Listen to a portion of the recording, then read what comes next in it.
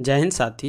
विद्यापीठ study point में आपका स्वागत है। अभी जो हम क्लास देखेंगे ये वीडियो आपको बिहार पुलिस अवर निरीक्षक दरोगा नियुक्ति प्रारंभ परीक्षा हल प्रश्न होगा, जो कि ज्ञान बिंदु की तरफ से ये पब्लिकेशन से ये बुक आया है। और इस बुक में जो प्रीवियस है इसके क्वेश्चन तो दिया ही है, इसके साथ देखेंगे तो हर एक क्वेश्चन पे 10 से 12 आपका लगभग इसका डिस्कशन दिया है। तो यदि आप इस क्लास को ध्यान से देखते हैं तो आगामी एग्जाम चाहे बिहार दरोगा हो, बिहार एसएससी हो या सचिवालय हो, कोई भी एग्ज़ाम आता है तो इससे जो है आपका 50% क्वेश्चन मिलने का चांस रहेगा।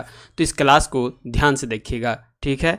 और इसमें देखिए जितना भी सेट है हर एक सेट का जो लंबा डिस्कशन दिया है, तो हर एक बिंदु को हम लाइन बाय लाइन देखेंगे और इसे याद करने का कोशिश करेंगे, ठीक है।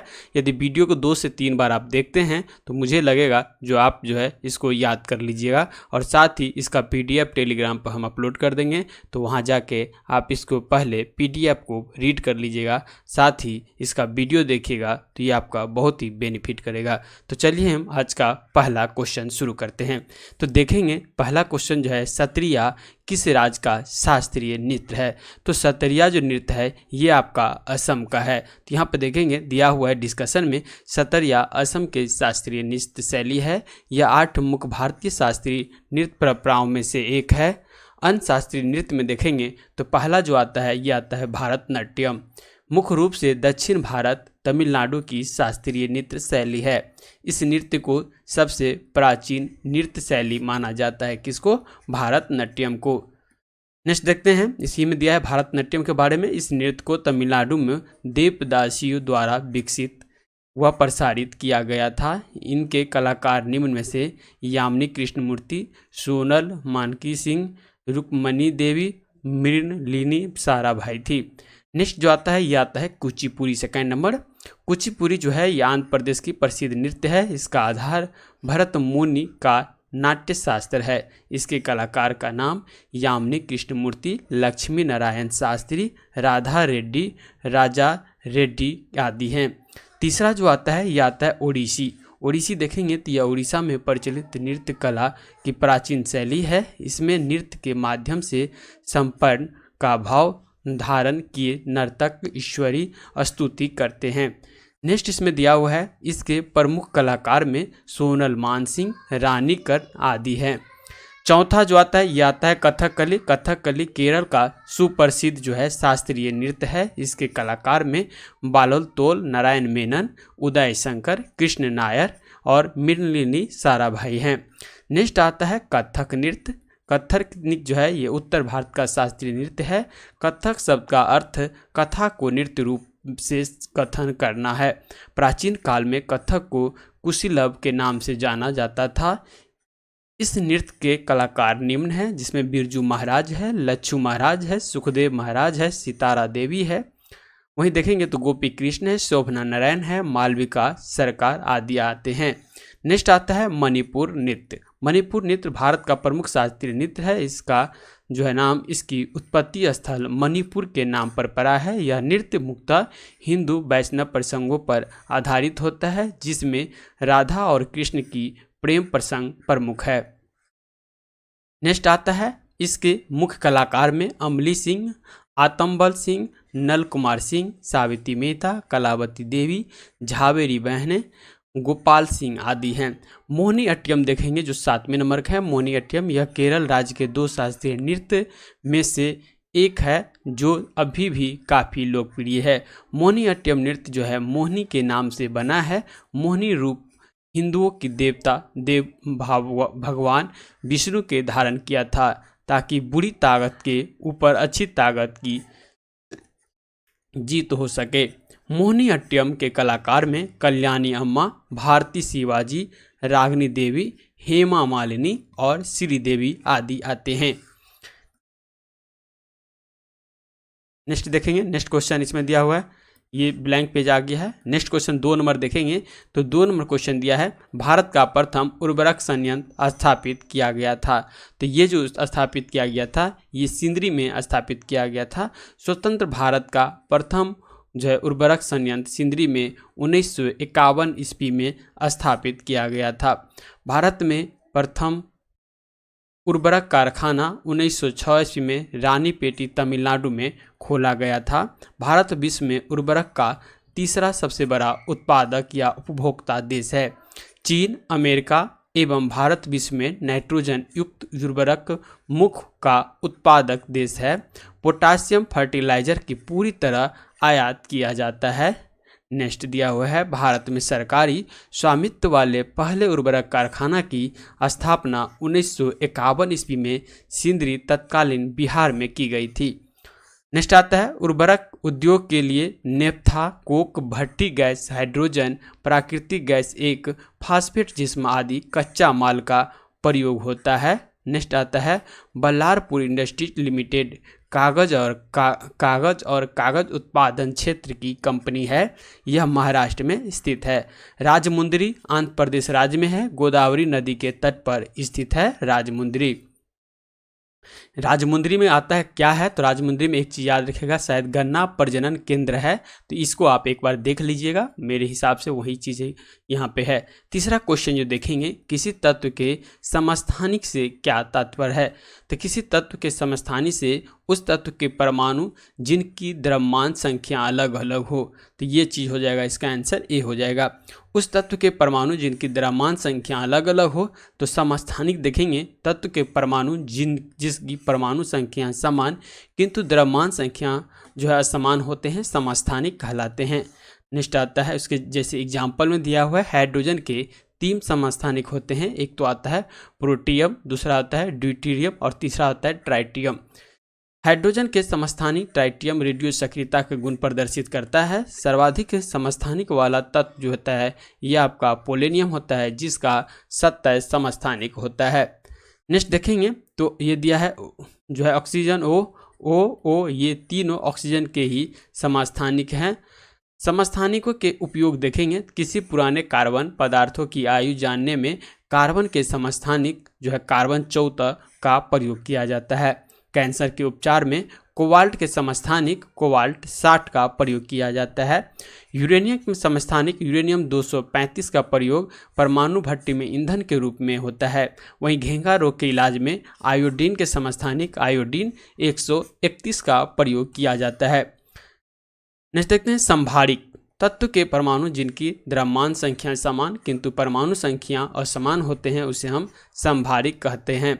ठीक है, तो आर्गन का देखेंगे तो आर्गन का जो परमाणु ये द्रव्यमान संख्या जो है जैसे 40 ये समान है, लेकिन देखेंगे तो परमाणु संख्या 18 और 20 जो है ये आपका अलग अलग है। इसमें भी देखेंगे तो द्रव्यमान संख्या 3 समान है हीलियम का, लेकिन यहाँ पर देखेंगे तो इसका जो भार है 1 है और इसका भार 2 है, तो ये क्या हो गया, एक तरह से संभारिक हो गया। उसके बाद आता है समन्यूट्रॉनिक।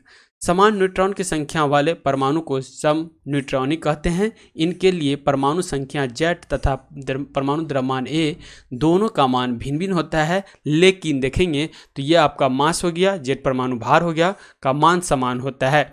अब देखिए तो देखेंगे इसमें इलेक्ट्रॉन की संख्या, तो इलेक्ट्रॉन की संख्या हमको पता है, भार में से यदि द्रव्यमान को घटाएंगे या द्रव्यमान में से भार को घटाएंगे तो हमें न्यूट्रॉन की संख्या प्राप्त हो जाएगी।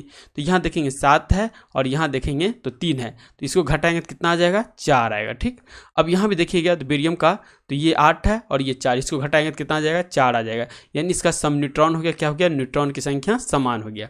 वहीं देखेंगे तो यहाँ पे देखिए तो इसमें 3 में से 1 घटाएंगे तो 2 होगा और 4 में से 2 घटाएंगे तो 2 होगा, यानी यहाँ भी जो है न्यूट्रॉनों की संख्या क्या है, समान है। ठीक है, नेक्स्ट क्वेश्चन 4था नंबर है, निम्नलिखित में से किसी गुरु ने गुरुमुखी लिपि की शुरुआत की थी। तो गुरुमुखी लिपि जो है यह आपको गुरु अंगद देव के द्वारा शुरू किया गया था। गुरु अंगद देव ने गुरुमुखी लिपि की शुरुआत की थी। इन्होंने गुरु नानक द्वारा प्रारंभ की गई लंगर व्यवस्था को अस्थायी बना दिया था। सिखों के प्रथम गुरु गुरु नानक सिख धर्म के प्रणेता थे। इनका जन्म आधुनिक नानकाना साहिब पाकिस्तान के तलवंडी नामक स्थान पे 15 अप्रैल 1469 को हुआ था। सिख धर्म के 5वें गुरु अर्जुन देव को जो है सच्चा बादशाह इनकी उपाधि थी। ये अकबर के समकालीन थे। नेक्स्ट आता है 1589 ईस्वी में अमृतसर सरोवर में मध्य हरि मंदिर साहिब का निर्माण किया गया था। गुरु गोविंद सिखों के 10वें गुरु और अंतिम गुरु थे। इनका जन्म बिहार के पटना में हुआ था। 1699 ईस्वी में इन्होंने गुरु गोविंद सिंह खालसा पंथ की स्थापना की। गुरु नानक सिख धर्म के संस्थापक थे और गुरु अर्जुन देव जो थे ये आदि ग्रंथ के रचना किए थे। इसमें 2 इंपॉर्टेंट हम भी फैक्ट जोड़ देते हैं, तो याद रखेगा। तो गुरु अर्जुन देव को जो है, गुरु अर्जुन देव को जहांगीर के द्वारा फांसी दिया गया था। और गुरु आ जाएगा गुरु तेग बहादुर, तो इसको जो है आपका औरंगजेब के द्वारा इसको फांसी दिया गया था। तो ये चीज़ 2 इसमें याद रखेगा। नेक्स्ट आता है 5वां नंबर क्वेश्चन। इसमें कथन कारणी वाला क्वेश्चन दिया है। हिमालय से निकलने वाली नदियाँ 12 मासी नदियाँ होती हैं। तो ये बिल्कुल सही होगा। क्यों इसलिए सही होगा? क्योंकि हिमालय पे ग्लेशियर में बर्फ़ इकट्ठा रहता है और ये बर्फ़ हमेशा पिघलते रहता है, जिसके कारण से पानी का स्रोत जो है वो बना रहता है और हमेशा नदियाँ में पानी रहती है। हिमालय नदियाँ का उद्गम स्रोत हिमानिया में स्थित है। देखिए यही चीज़ हम बोले ऊपर, तो इस तरह से इसका आंसर ए हो जाएगा, क्योंकि ए दोनों सही है और ऊपर व्याख्या भी करता है। नेक्स्ट देखते हैं, भारतीय अपवाद तंत्र में छोटे छोटे नदियाँ शामिल है। ये बड़ी भू आकृति का उद्गम विकास प्रक्रिया तथा वर्षण की प्रकृति लक्षणों के परिणाम स्वरूप उत्पन्न होती है। नेक्स्ट आता है हिमालय उपवाह। हिमालय अपवाह के बारे में देखेंगे तो हिमालयी अपवाद तंत्र भूगर्भिक इतिहास के लंबे दौर में विकसित हुआ है। इसमें मुख्यतः गंगा, सिंधु व ब्रह्मपुत्र नदी द्रोणी शामिल है। यहाँ की नदियाँ 12 मासी है, क्योंकि ये बर्फ पिघलने व वशपन दोनों पर निर्भर करती है। ये नदियाँ जो है गहरे महाखड्डों से गुजरती है, जो हिमालय के उत्थान के साथ साथ अपरदन क्रिया द्वारा निर्मित है। नेक्स्ट देखेंगे, महाखंडों के अतिरिक्त ये नदियाँ अपने पर्वतीय मार्ग वी आकार की घाटी, छिपरिकाएँ, जलप्रपात भी बनाती है। कोसी नदी, जिसे बिहार का शोक कहते हैं, अपना मार्ग बदलने के लिए कुख्यात रही है। यह नदी पर्वतों की ऊपरी क्षेत्रों से भारी मात्रा में अवसाद लाकर मैदानी भाग में जमा करती है। अब देखिए, जब अवसाद लाएगा और मैदानी भाग में जमा करता है तो ये अपने रास्ते को क्या करता है, अवरुद्ध कर देता है। तो अवरुद्ध कर देगा तो इनको निकलने के लिए कोई रास्ता तो चाहिए ना। तो ये रास्ता जो चाहिए, तो ये इसी तरह से ये अपना रास्ता जो है मोड़ लेती है, और मोड़ लेने के कारण जो है भारी मात्रा में विनाशकारी साबित हो जाती है। तो इस तरह से इसको हम बिहार का शोक भी कहते हैं। ठीक है, हिमालय अपवाह तंत्र की नदियां देखेंगे। फिर आता है हिमालयी अपवाह में अनेक नदी तंत्र है, मगर निम्नलिखित नदी तंत्र जो है ये प्रमुख है। इसमें देखेंगे तो सिंधु नदी तंत्र, यह विश्व की सबसे बड़ी नदी द्रोणी में से एक है। गंगा नदी तंत्र देखेंगे तो अपने द्रोणी और सांस्कृतिक महत्व दोनों के दृष्टिकोण से गंगा भारत में सबसे महत्वपूर्ण नदी है। अब इसलिए है क्योंकि गंगा को ही राष्ट्रीय नदी के रूप में घोषित किया गया है भारत सरकार के द्वारा। ठीक है, यह नदी उत्तराखंड राज्य के उत्तरकाशी जिले में गोमुख के निकट गंगोत्री हिमनद से 3900 मीटर की ऊंचाई से निकलती है। यहाँ पर भागीरथी के नाम से जानी जाती है। ब्रह्मपुत्र नदी तंत्र देखेंगे तो विश्व की सबसे बड़ी नदी तंत्र में से एक है। ब्रह्मपुत्र का उद्गम कैलाश पर्वत श्रेणी में मानसरोवर झील के निकट चोमायुंगडुंग हिमनद से निकलती है। तिब्बत में इसे सांगपो के नाम से भी जाना जाता है, जिसका अर्थ शोधक होता है। अरुणाचल प्रदेश में इसे दिहांग के नाम से ये जाना जाता है। 6 नंबर क्वेश्चन देखेंगे, किसी भी राजनीतिक दल को राष्ट्रीय दल बनाने के लिए कितने राज्यों की मान्यता जरूरी है? तो कम से कम 4 राज्य की मान्यता जरूरी होती है। किसी भी राजनीतिक दल को राष्ट्रीय दल बनाने के लिए 4 राज्यों में मान्यता जरूरी है। भारत में राजनीतिक दलों को मान्यता निर्वाचन आयोग द्वारा प्रदान किया जाता है। राष्ट्रीय दल का दर्जा हासिल करने के लिए आवश्यक शर्त है, तो एक में देखेंगे कौन सा है, तो लोकसभा आम चुनाव अथवा राज्य विधानसभा चुनाव में किन्हीं 4 अथवा अधिक राज्यों में कुल डाले गए वैध मत का 6% प्राप्त करना जरूरी होगा। नेक्स्ट देखते हैं, इसके अलावे इसे किसी एक राज्य अथवा राज्यों से विधानसभा की कम से कम 4 सीटें जीतनी होगी, अथवा लोकसभा में 2% सीट हो, ये कम से कम 3 विभिन्न राज्यों में हासिल की गई हो। निर्वाचन आयोग एक अस्थायी संवैधानिक निकाय है। इसका वर्णन संविधान के भाग 15 के अनुच्छेद 324 से 329 में जो है किसका वर्णन किया गया है, निर्वाचन आयोग का वर्णन किया गया है। वर्तमान में मान्यता राष्ट्रीय राजनीतिक चिन्ह देखेंगे तो ये देखेंगे भारत जनता पार्टी का कमल छाप है, भारतीय राष्ट्रीय कांग्रेस का पंजा छाप है, भारतीय कम्युनिस्ट पार्टी का हंसिया और बाली है, राष्ट्रीय कांग्रेस पार्टी का घड़ी है, बहुजन समाज पार्टी का हाथी है जो असम को छोड़कर, और कम्युनिस्ट पार्टी भारतीय कम्युनिस्ट पार्टी का हंसिया, हथौड़ा और तारा है। वहीं तृणमूल कांग्रेस पार्टी का जोरा फूल है, नेशनल पीपुल्स पार्टी का पुस्तक है, आम आदमी पार्टी का झाड़ू छाप है जो इस बार जो है इसको राष्ट्रीय जो राजनीतिक दल का मान्यता मिला है। नेक्स्ट आता है, निम्नलिखित में से किस क्षेत्र में भारत में प्रथम सहकारी आंदोलन आरंभ हुआ था, तो ये जो हुआ था कृषि ऋण में, तो यहाँ पे इसका आंसर ये हो जाएगा। अब देखेंगे इसका डिस्कशन में, भारत में पहला सहकारी आंदोलन ब्रिटिश शासन के दौरान कृषि ऋण के साथ जो है आरंभ हुआ था। भारत में सहकारी आंदोलन का प्रारंभ चरण जो 1904 से 11 ईस्वी है। वर्ष 1903 में समिति ने अपनी रिपोर्ट प्रस्तुत की तथा वर्ष 1904 ईस्वी में पहला सहकारी ऋण समिति अध्ययन पारित किया गया। नेक्स्ट आता है सहकारी आंदोलन का दूसरा चरण संशोधन चरण जो वर्ष 1912 से 1918 ईस्वी है। इसमें सहकारी समिति अध्ययन 1912 अधिनियमित कर वर्ष 1904 अधिनियम के दोषों को दूर किया गया है। अब देखिए क्वेश्चन नंबर 8 में आते हैं। क्वेश्चन नंबर 8 में क्वेश्चन कहता है नींबू बाजगो नामक बांध निम्नलिखित में से कौन सी नदी पर स्थित है, तो ये जो आपका है ये सिंधु नदी पर स्थित है, तो यहाँ पे इसका आंसर ए हो जाएगा। नींबू बाजगो नामक बांध सिंधु नदी पर लद्दाख जम्मू कश्मीर में स्थित है। कोयना परियोजना कोयना नदी ये आपका महाराष्ट्र में स्थित है। यह महाराष्ट्र का सबसे बड़ा बांध है। इससे जो है 1920 मेगावाट बिजली उत्पन्न होता है। इसका निर्माण जो है 1863 ईस्वी में हुआ था। पेरियार बांध पेरियार नदी पर केरल में स्थित है एवं गुरुत्वीय बांध है। इस जलाशय के चारों ओर पेरियार राष्ट्रीय उद्यान है। नेक्स्ट आता है भारत के कुछ नदी घाटी परियोजनाएं निम्न हैं, तो ये देखेंगे तो भाखरा नागल परियोजना ये सतलज नदी पर भारत की सबसे बड़ी नदी घाटी परियोजना है, भाखरा नागल परियोजना। सेकंड जो आता है पोंग बांध परियोजना ब्यास नदी पर क्रियान्वित किया गया है। यह हिमाचल प्रदेश में स्थित है। उकाई परियोजना यह परियोजना गुजरात की ताप्ती नदी पर स्थित है। बांध सागर परियोजना सोन नदी बिहार में स्थित है। नेक्स्ट आता है क्वेश्चन देखेंगे तो क्वेश्चन 9 नंबर का क्वेश्चन है किसी वस्तु के कीमत में वृद्धि से क्या अभिप्रेरित है, तो ये देखेंगे तो मुद्रा के मूल्य में गिरावट और वस्तु के मूल्य में वृद्धि से है, तो यहाँ पे इसका जो हो जाएगा आंसर डी हो जाएगा। किसी वस्तु की कीमत में वृद्धि मुद्रा के मूल्य में गिरावट और वस्तु के मूल्य में वृद्धि है।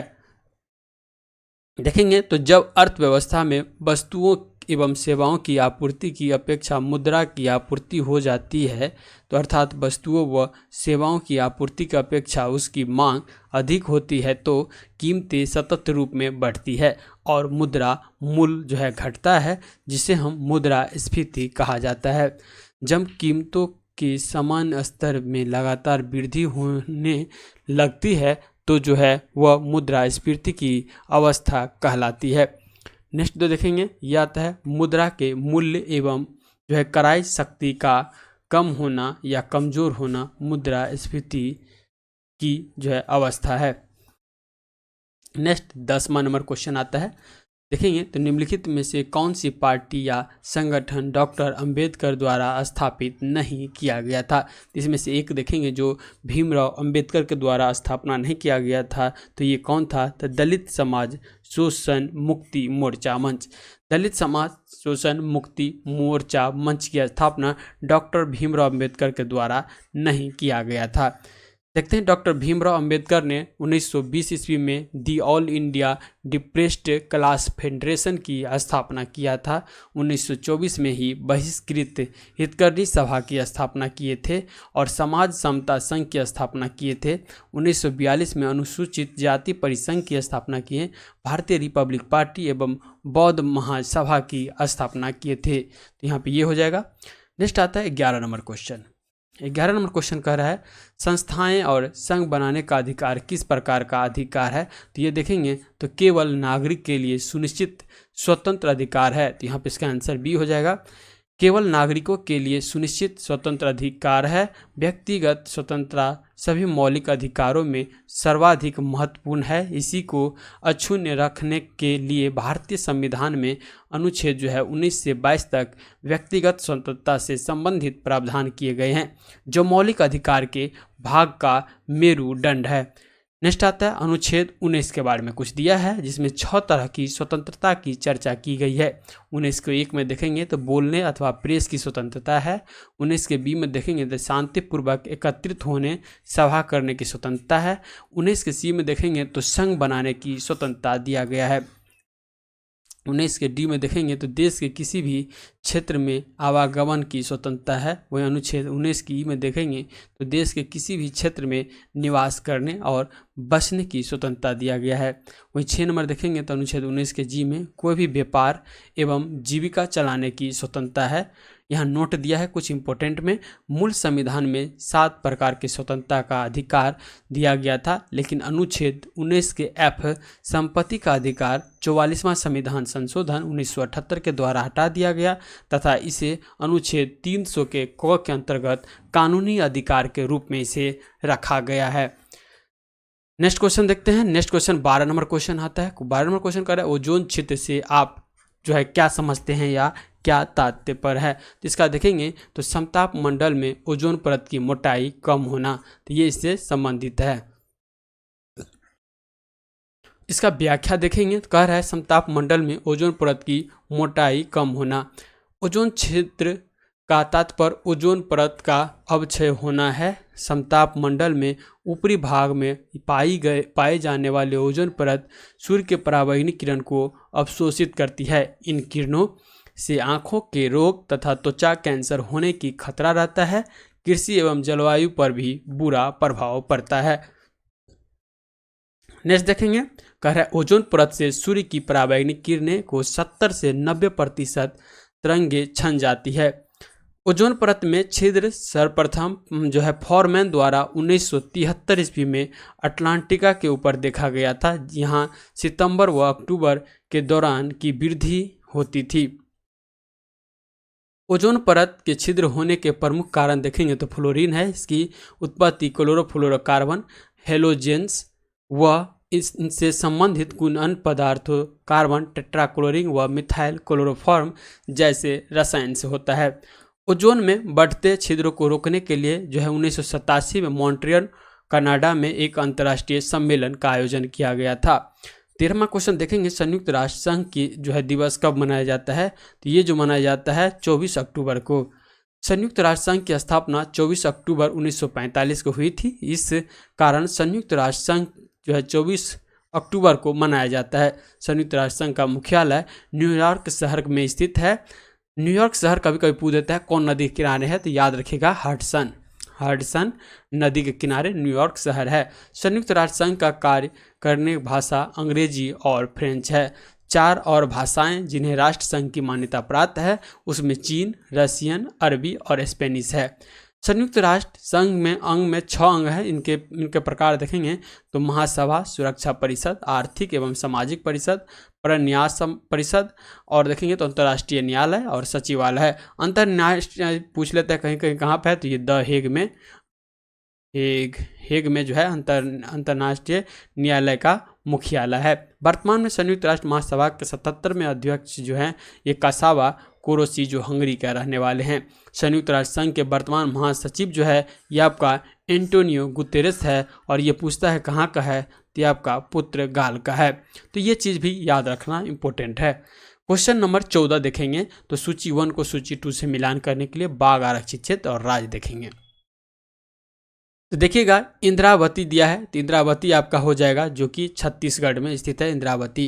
पेरियार तो जानते होंगे केरल में स्थित है। सिमलीपाल भी जानते होंगे उड़ीसा में है और बांदीपुर जानते होंगे ये आपका कर्नाटक में है। तो इस तरह से इसका आंसर सी हो जाएगा।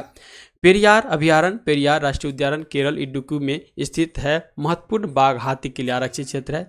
वहीं देखेंगे इंद्रावती राष्ट्रीय उद्यान भारत के छत्तीसगढ़ राज्य के बीजापुर जिले में स्थित एक राष्ट्रीय उद्यान है। 1983 ईस्वी में इसे टाइगर रिजर्व घोषित की गई थी। सिमलीपाल राष्ट्रीय उद्यान देखेंगे तो भारत के उड़ीसा राज्य में मयूरभंज जिले में जो स्थित एक राष्ट्रीय उद्यान है तथा यह एक हाथी अभयारण्य भी है। नेक्स्ट आता है बांदीपुर राष्ट्रीय उद्यान, दक्षिण भारत के कर्नाटक राज्य में स्थित है। यह प्रोजेक्ट टाइगर के तहत सन 1974 ईस्वी में एक टाइगर रिजर्व के रूप में स्थापित किया गया था। इसमें शुष्क पर्णपाती वन जो है ये प्रमुख है। नेक्स्ट आता है भारत में प्रथम राष्ट्रीय उद्यान जो है यह आपका जिम राष्ट्रीय कार्बेट पार्क है जो उत्तराखंड में स्थित है। वर्तमान में वर्ष 2021 में इसका नया नाम जो है यह आपका रामगंगा नेशनल पार्क रखा गया। ये चीज़ याद रखिएगा क्योंकि इसके बीच से रामगंगा नदी जो है ये गुजरती है। रामगंगा नदी जो है जो किसके बीच से गुजरती है तो ये जिम कार्बेट नेशनल पार्क के बीच से गुजरती है और इसीलिए इसका नाम जो रखा गया तो ये रखा गया था रामगंगा नाम रखा गया है। देश का सबसे ज़्यादा राष्ट्रीय उद्यान मध्य प्रदेश में है। मध्य प्रदेश को टाइगर स्टेट्स के नाम से जाना जाता है। भारत का जो है सबसे बड़ा बाघ अभयारण्य नागार्जुन सागर श्रीशैलम आंध्र प्रदेश में स्थित है। और पूछेगा नागार्जुन सागर बांध जो है किस नदी पे है तो ये याद रखिएगा कृष्णा नदी पे ये स्थित है। तो कुछ इंपॉर्टेंट फैक्ट होगा जो मैं भी जोड़ दूंगा। नेक्स्ट आता है विश्व का एकमात्र तैरता हुआ राष्ट्रीय पार्क केवुल लामजाओ राष्ट्रीय पार्क, ये आपका मणिपुर में स्थित है। ठीक है, कौन सा? केवुल लामजाओ पार्क। और ये केवुल लामजाओ पार्क पूछता है कौन सी झील में स्थित है तो याद रखिएगा लोकटक झील में स्थित है। तो ये याद रखिएगा। भारत में कुल जो है 53 टाइगर रिजर्व है। भारत के 14 बाघ अभयारण्य के वैश्विक संरक्षण मानकों की मान्यता जुलाई 2021 में मिली है। नेक्स्ट देखेंगे 15 नंबर क्वेश्चन। 15 नंबर क्वेश्चन कहता है कौन सा संयंत्र तरल पदार्थों के विशिष्ट गुरुत्व को मापता है तो ये जो मापता है हाइग्रोमीटर के द्वारा। तो यहाँ पे इसका आंसर बी हो जाएगा। हाइड्रोमीटर द्रव्य तत्वमापी के द्वारा किसी द्रव्य के अपेक्षा घनत्व मापा जाता है। इससे जो है द्रव्य की विशिष्ट गुरुत्व निकाला जाता है। हाइग्रोमीटर के वायुमंडल की आर्द्रता मापा जाता है। हिप्सोमीटर के द्वारा जो है समुद्र तल से ऊंचाई मापा जाता है। और ग्रेवोमीटर के द्वारा एक वैज्ञानिक उपकरण है, इसके द्वारा पानी की सतह पर तेल की उपस्थिति ज्ञात की जाती है। अब सूची 1 को सूची 2 से फिर मिलान करने के लिए दिया गया है तो ये देख लेंगे। तो रेलवे उपकरण कहाँ है? ये आपका भिलाई में हो जाएगा। वहीं देखेंगे मोटर वाहन जो हो जाएगा ये आपका जबलपुर में हो जाएगा। वहीं पोत निर्माण देखेंगे तो पोत निर्माण कोची में हो जाएगा। और देखेंगे तो साइकिल निर्माण ये आपका लुधियाना में होगा। इस तरह से इसका आंसर ए हो जाएगा। और यही चीज़ यहाँ पे दिया गया है तो देख लिए हैं ऊपर।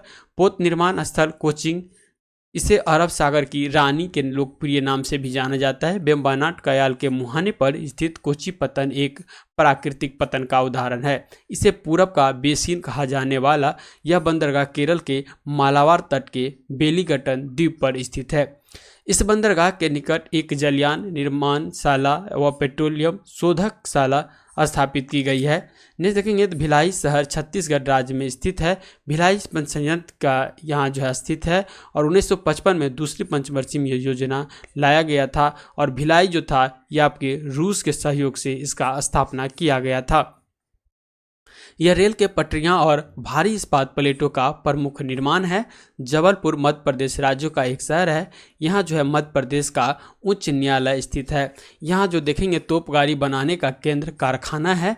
लुधियाना पंजाब राज्य में है। सतलज नदी के किनारे स्थित यह एक शहर है। देश में सबसे ज़्यादा साइकिल पंजाब में बनती है। लुधियाना एक प्रमुख साइकिल उत्पादक केंद्र है। नेक्स्ट आता है 17 नंबर क्वेश्चन। देखेंगे पौधे मिट्टी में घुले हुए नाइट्रेट को अवशोषित करते हैं तथा उन्हें परावर्तित कर देती है। तो ये आपको प्रोटीन के रूप में परावर्तित कर देती है। पेड़ पौधे मिट्टी में नाइट्रोजन नाइट्रेट्स के रूप में ग्रहण करता है तथा उन्हें प्रोटीन में परावर्तित कर देती है। नाइट्रोजन की थोड़ी मात्रा विभिन्न नाइट्रेट के रूप में पाई जाती है। जंतु तथा वनस्पति में यह प्रोटीन के रूप में पाई जाती है। नाइट्रोजन वायुमंडल का सबसे प्रमुख गैस है। वायुमंडल में जो है 78% भाग नाइट्रोजन होता है। नाइट्रोजन संयुक्त अवस्था में यह सोरा, अमोनिया, अमोनिया क्लोराइड, यूरिया आदि में पाए जाते हैं। नेक्स्ट देखेंगे तो यूरिया NH2CO NH2 यह कार्बनिक यौगिक है। यह स्तनपायी और सरीसृप प्राणी के मूत्र में पाया जाता है। इसका उपयोग कृषि में नाइट्रोजन युक्त रासायनिक खाद के रूप में मिट्टी की उर्वरक शक्ति बढ़ाने के लिए किया जाता है। अमोनिया एक तीक्ष्ण गंध वाली रंगहीन गैस है। यह हवा से हल्की होती है। इसका आणविक सूत्र जो है NH3 होता है। अमोनिया का उपयोग रासायनिक खाद बनाने में जो है किया जाता है। नेक्स्ट आता है हवा में परागण को कहते हैं। तो परागण को हवा में क्या कहते हैं, यह 18 नंबर क्वेश्चन है और देखेंगे तो इसको कहते हैं वायु परागण। पौधे के हवा द्वारा परागण को वायु परागण जो है कहा जाता है। पौधे के प्रजनन अंग मुक्त पुष्प होते हैं। प्रत्येक पुष्प में मुख्य रूप से 4 भाग पाए जाते हैं। बाह्यपुंज, दलपुंज, पुमंग और जायांग होता है।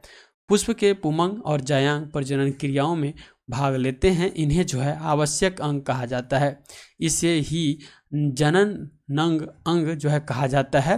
पुमंग जो होता है, पुमंग पुष्प का नर्म युग्म होता है यानी मेल पार्ट होता है, और जायांग जो होता है मादा का युग्म का फीमेल पार्ट होता है। तो ये चीज़ देखिए बार बार आता है। पुमंग जो है ये नर का होता है यानी मेल पार्ट होता है, और जायांग याद रखिएगा ये आपका फीमेल पार्ट होता है। ठीक है, तो ये चीज़ याद रखना है। अब देखेंगे तो परागण जो होता है ये 2 प्रकार के होते हैं। एक होते हैं स्वपरागण और दूसरा होता है परपरागण। तो स्वपरागण में देखेंगे तो यह आता है जब एक पुष्प के परागण उसी पुष्प के वातिका पर या उसी पौधे पर स्थित किसी अन्य पुष्प में वातिका पर पहुंचता है तो इसे स्वपरागण कहते हैं। दूसरा देखेंगे तो परपरागण, जब एक पुष्प का परागण उसी जाति के दूसरे पौधे पर स्थित पुष्प के वातिकाग्र पर पहुंचता है तो उसे जो है परपरागण कहते हैं।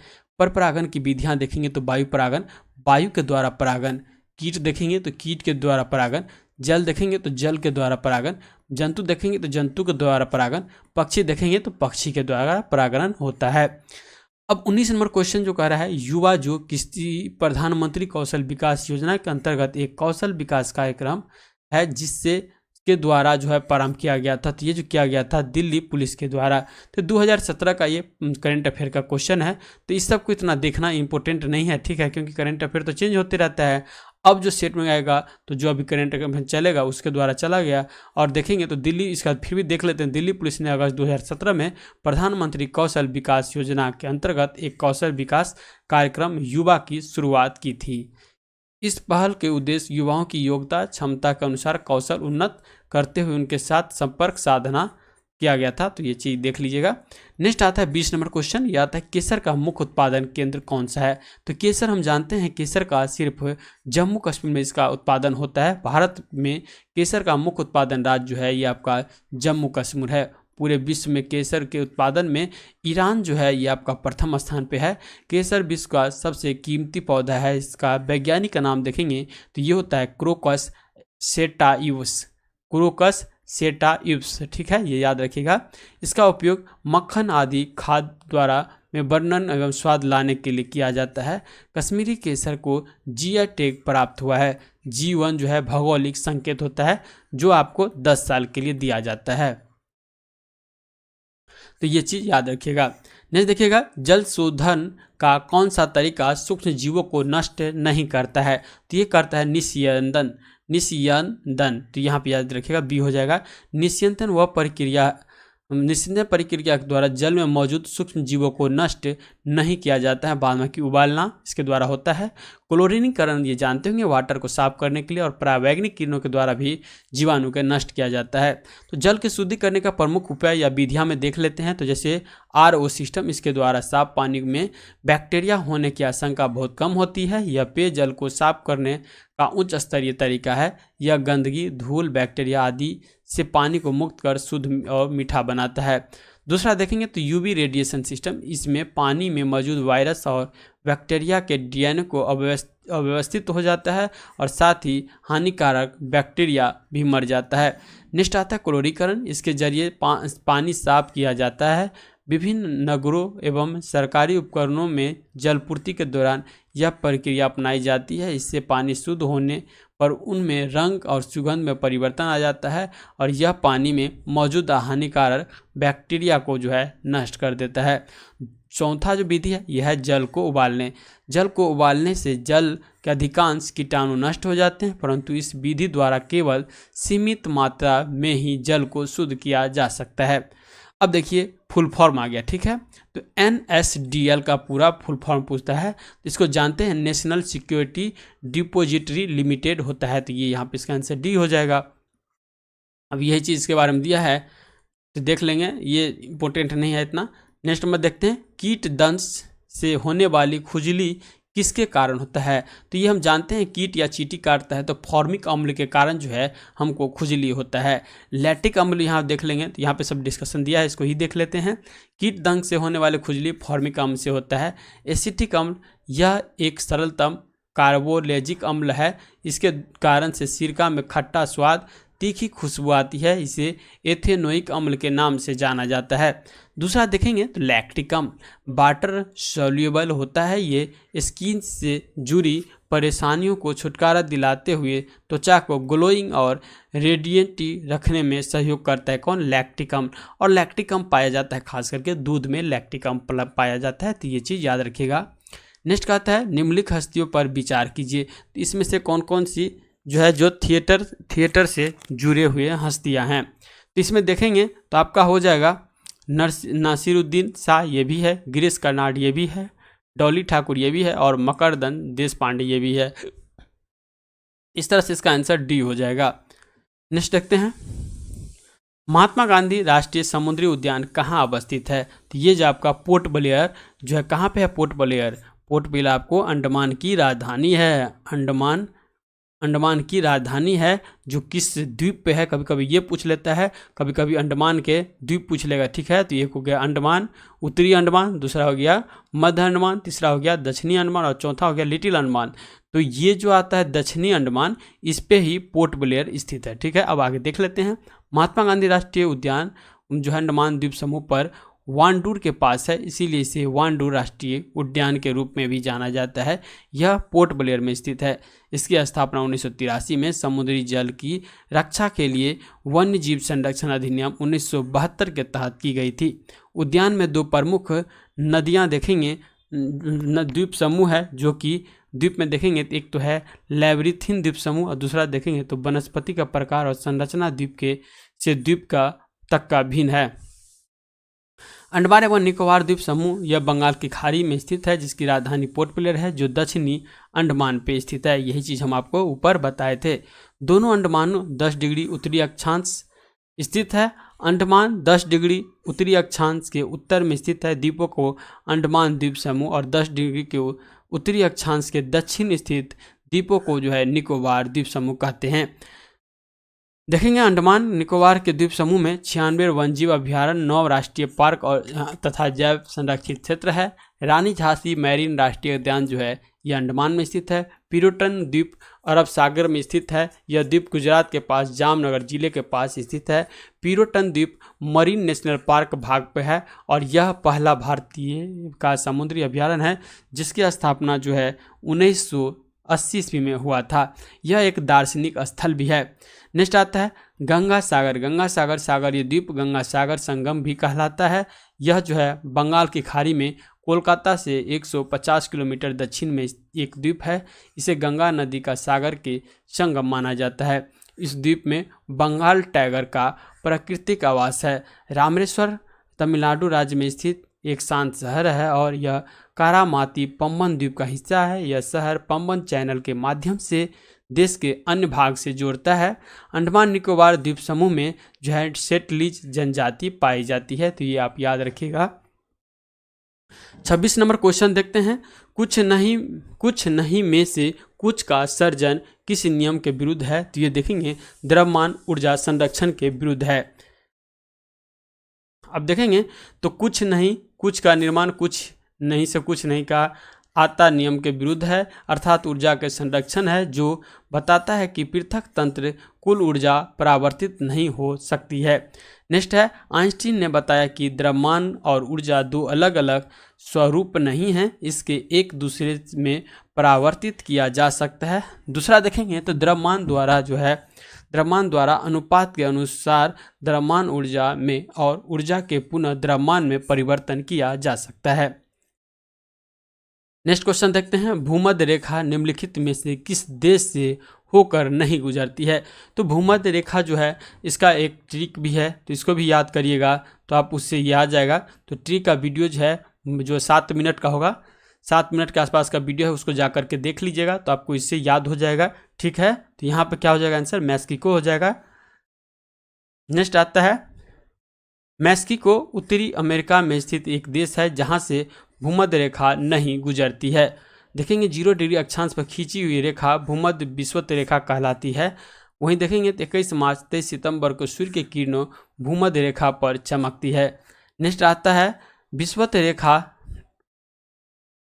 जो है निम्नलिखित देशों से होकर गुजरती है, जैसे Ecuador, Brazil, Colombia, Gabon, Congo गणराज्य, लोकतंत्र कांगो गणराज्य, Uganda, Kenya, Somalia, Maldives, Indonesia और किरिबाती। तो इतना नाम है, आपको याद करने में प्रॉब्लम होगा तो वीडियो जाकर देख लीजिएगा, 7 मिनट का है, उसमें हम ट्रिक से बता दिए हैं जो विषुवत रेखा प्रदेश, कर्क रेखा प्रदेश और मकर रेखा प्रदेश। नेक्स्ट आता है, भूमध्य रेखा 3 महाद्वीप से होकर गुजरती है। तो भूमध्य रेखा एशिया महाद्वीप से, तो मालदीव, इंडोनेशिया और किरिबाती से। भूमध्य रेखा जो है अफ्रीका महादेश में देखेंगे तो Somalia, Kenya, Sao Tomé, Principia, Congo गणराज्य, लोकतंत्र कांगो गणराज्य, गैबन और युगांडा से। वहीं देखेंगे तो आपका दक्षिणी अमेरिका के देश में ब्राजील, कोलंबिया और इक्वाडोर। कर्क रेखा उत्तरी गोलार्ध में भूमध्य रेखा को समानांतर 23.5 डिग्री उत्तरी अक्षांश को कहा जाता है। कर्क रेखा प्रमुख देश देख लेंगे तो उत्तरी अमेरिका देश में हवाई द्वीप मैक्सिको हो जाएगा, अफ्रीका में हो जाएगा मिस्र, लीबिया, नाइजर, अल्जीरिया, माली, पश्चिमी सहारा और मारितानिया।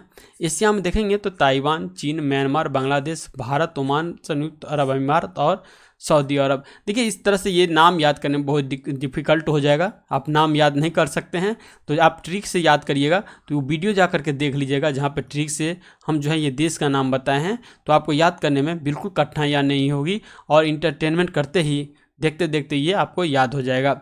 नेक्स्ट देखते हैं, सूर्य कर्क और तथा मकर रेखा का मध्य वर्ष लगभग लंबवत चमकता है। कर्क रेखा पर सूर्य की किरणें जो हैं 21 जून को तथा मकर रेखा पर 22 दिसंबर को लंबवत जो है ये चमकता है। 28वां क्वेश्चन देखते हैं, विश्व के इतिहास में पहली परमाणु आपदा कब हुई थी।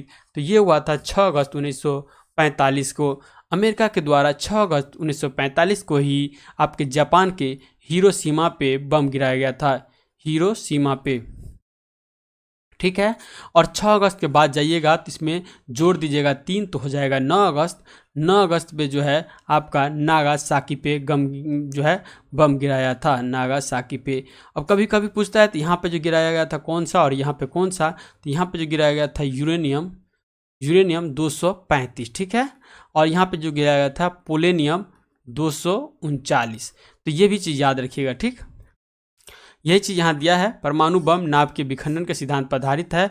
यूरेनियम 235, पोलेनियम 239 का प्रयोग किया गया था इसमें, तो यह चीज़ हम आपको पहले बता चुके हैं। रॉबर्ट ओपेनहीमर जो है 1945 में परमाणु बम को खोजा था। हाइड्रोजन बम नाभ के संलयन पर आधारित है, इसका खोज जो है एडवर्ड टेलर के द्वारा 1952 में किया गया था। हाइड्रोजन बम का निर्माण हाइड्रोजन के समस्थानिक ड्यूटेरियम जो देखेंगे तो D2 और ट्राइटियम T3 के द्वारा किया गया है। हाइड्रोजन बम की क्षमता परमाणु बम की क्षमता से लगभग 1000 गुना अधिक होता है। भारत में परमाणु परीक्षण 18 मई 1974 को पोखरण राजस्थान में किया गया था, जिसे का कोड जो था ये था स्माइलिंग बुद्धा जो था इसका कोड था। भारत का दूसरा परमाणु परीक्षण 11 व 13 मई को 1998 में किया गया, जिसका कोड जो रखा गया था शक्ति 98। ठीक है, क्या रखा गया था, शक्ति 98। इसमें यूरेनियम से लेकर ट्रिटियम ड्यूटेरियम तक का भी प्रयोग किया गया था। भारत में परमाणु ऊर्जा कार्यक्रम के जो जनक है ये डॉक्टर होमी जहांगीर भाभा को कहा जाता है। भारत का प्रथम परमाणु ऊर्जा संयंत्र तारापुर महाराष्ट्र में स्थापित हुआ, जिसे संयुक्त राज्य अमेरिका की सहायता से 1969 ईस्वी में स्थापित किया गया। भारत का पहला अनुसंधान रिएक्टर अप्सरा बार्क जो देखेंगे 1956 में स्थापित किया गया था। सूर्य पर ऊर्जा का निर्माण नाभ की संलयन अभिक्रिया के द्वारा ही उत्पन्न होता है। हाइड्रोजन के समस्थानिक का संलयन जो होकर हीलियम नाभिक बनता है और जिससे क्या होता है, ऊर्जा की उत्पत्ति होती है। नेक्स्ट आता है 29वां क्वेश्चन, हस्तांतरित मूल्य का संबंध निम्न में से किससे है। ये हो जाएगा देखेंगे तो कर एवं लेखांकन से। हस्तांतरित मूल कराधान लेखांकन में प्रयोग किया जाता है। नेक्स्ट देखते हैं क्वेश्चन 30 नंबर, भारत के किस राज्य में सर्वाधिक सिंचाई ट्यूबवेल द्वारा की जाती है? तो ये किया जाता है उत्तर प्रदेश में। उत्तर प्रदेश में सबसे ज़्यादा ट्यूबवेल नलकूप से सिंचाई होता है। भारत के मुख्य रूप से 4 प्रकार की सिंचाई हैं, एक में कुआं, दूसरा में नलकूप, तीसरा में तालाब और चौथा में नहरों के द्वारा। भारत में सिंचाई का महत्वपूर्ण साधन नहर है, जिससे कुल सिंचित क्षेत्र का 40% भाग सिंचाई की जाती है। इसके अंतर्गत असम, पंजाब, हरियाणा, केरल, मध्य प्रदेश जो है पश्चिम बंगाल आते हैं। सिंचाई का द्वितीय मुख्य साधन कुआं है, जो कि जिसके द्वारा कुल देखेंगे तो आपको 37.8% भाग पर सिंचाई की जाती है। और सिंचाई का तृतीय साधन तालाब है। दक्षिण भारतीय राज्यों में आंध्र प्रदेश, कर्नाटक, तमिलनाडु एवं ओडिशा के तालाबों द्वारा सिंचाई की जाती है। नेक्स्ट देखते हैं, नहरों द्वारा सर्वाधिक सिंचाई उत्तर प्रदेश में, तालाब द्वारा सर्वाधिक सिंचाई तमिलनाडु में किया जाता है। इसको याद कर लीजिएगा। सिंचाई चतुर्थ साधन नलकूप का आता है। इसके कुल सिंचित क्षेत्र का जो है 7.7% सिंचाई की जाती है। इसके प्रमुख राज्य में गुजरात, उत्तर प्रदेश तथा राजस्थान आदि आते हैं। बिहार में सिंचाई के साधन में नहर, नलकूप, तालाब, कुआं सब आता है। तो बिहार में नहरों की कुल सिंचित भूमि का 27.47% भाग सिंचित है। नलकूपों द्वारा कुल सिंचित भूमि का 61.39% भाग पर सिंचाई की जाती है। नेक्स्ट देखें, तालाबों एवं अंश से 11.14% भाग पर सिंचित होता है। मध्य प्रदेश में सर्वाधिक सिंचाई कुआं के द्वारा किया जाता है। सबसे देखेंगे तो ज़्यादा जो होता है वो आपके कुआं से, फिर नलकूप से, फिर नहर से, फिर तालाब से। राजस्थान में सिंचाई का प्रमुख साधन देखेंगे तो कुआं एवं नलकूप। इसके कुल सिंचित भूमि का लगभग 66% भाग सिंचित की जाती है। नेक्स्ट आता है, गौतम बुद्ध के संवादों की भाषा क्या थी?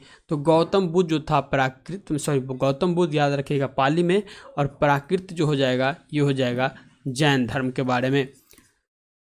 संस्कृत जा जाएगा, यह आ जाएगा गुप्त काल के बारे में। गुप्त काल की भाषा जो थी संस्कृत थी, ठीक है।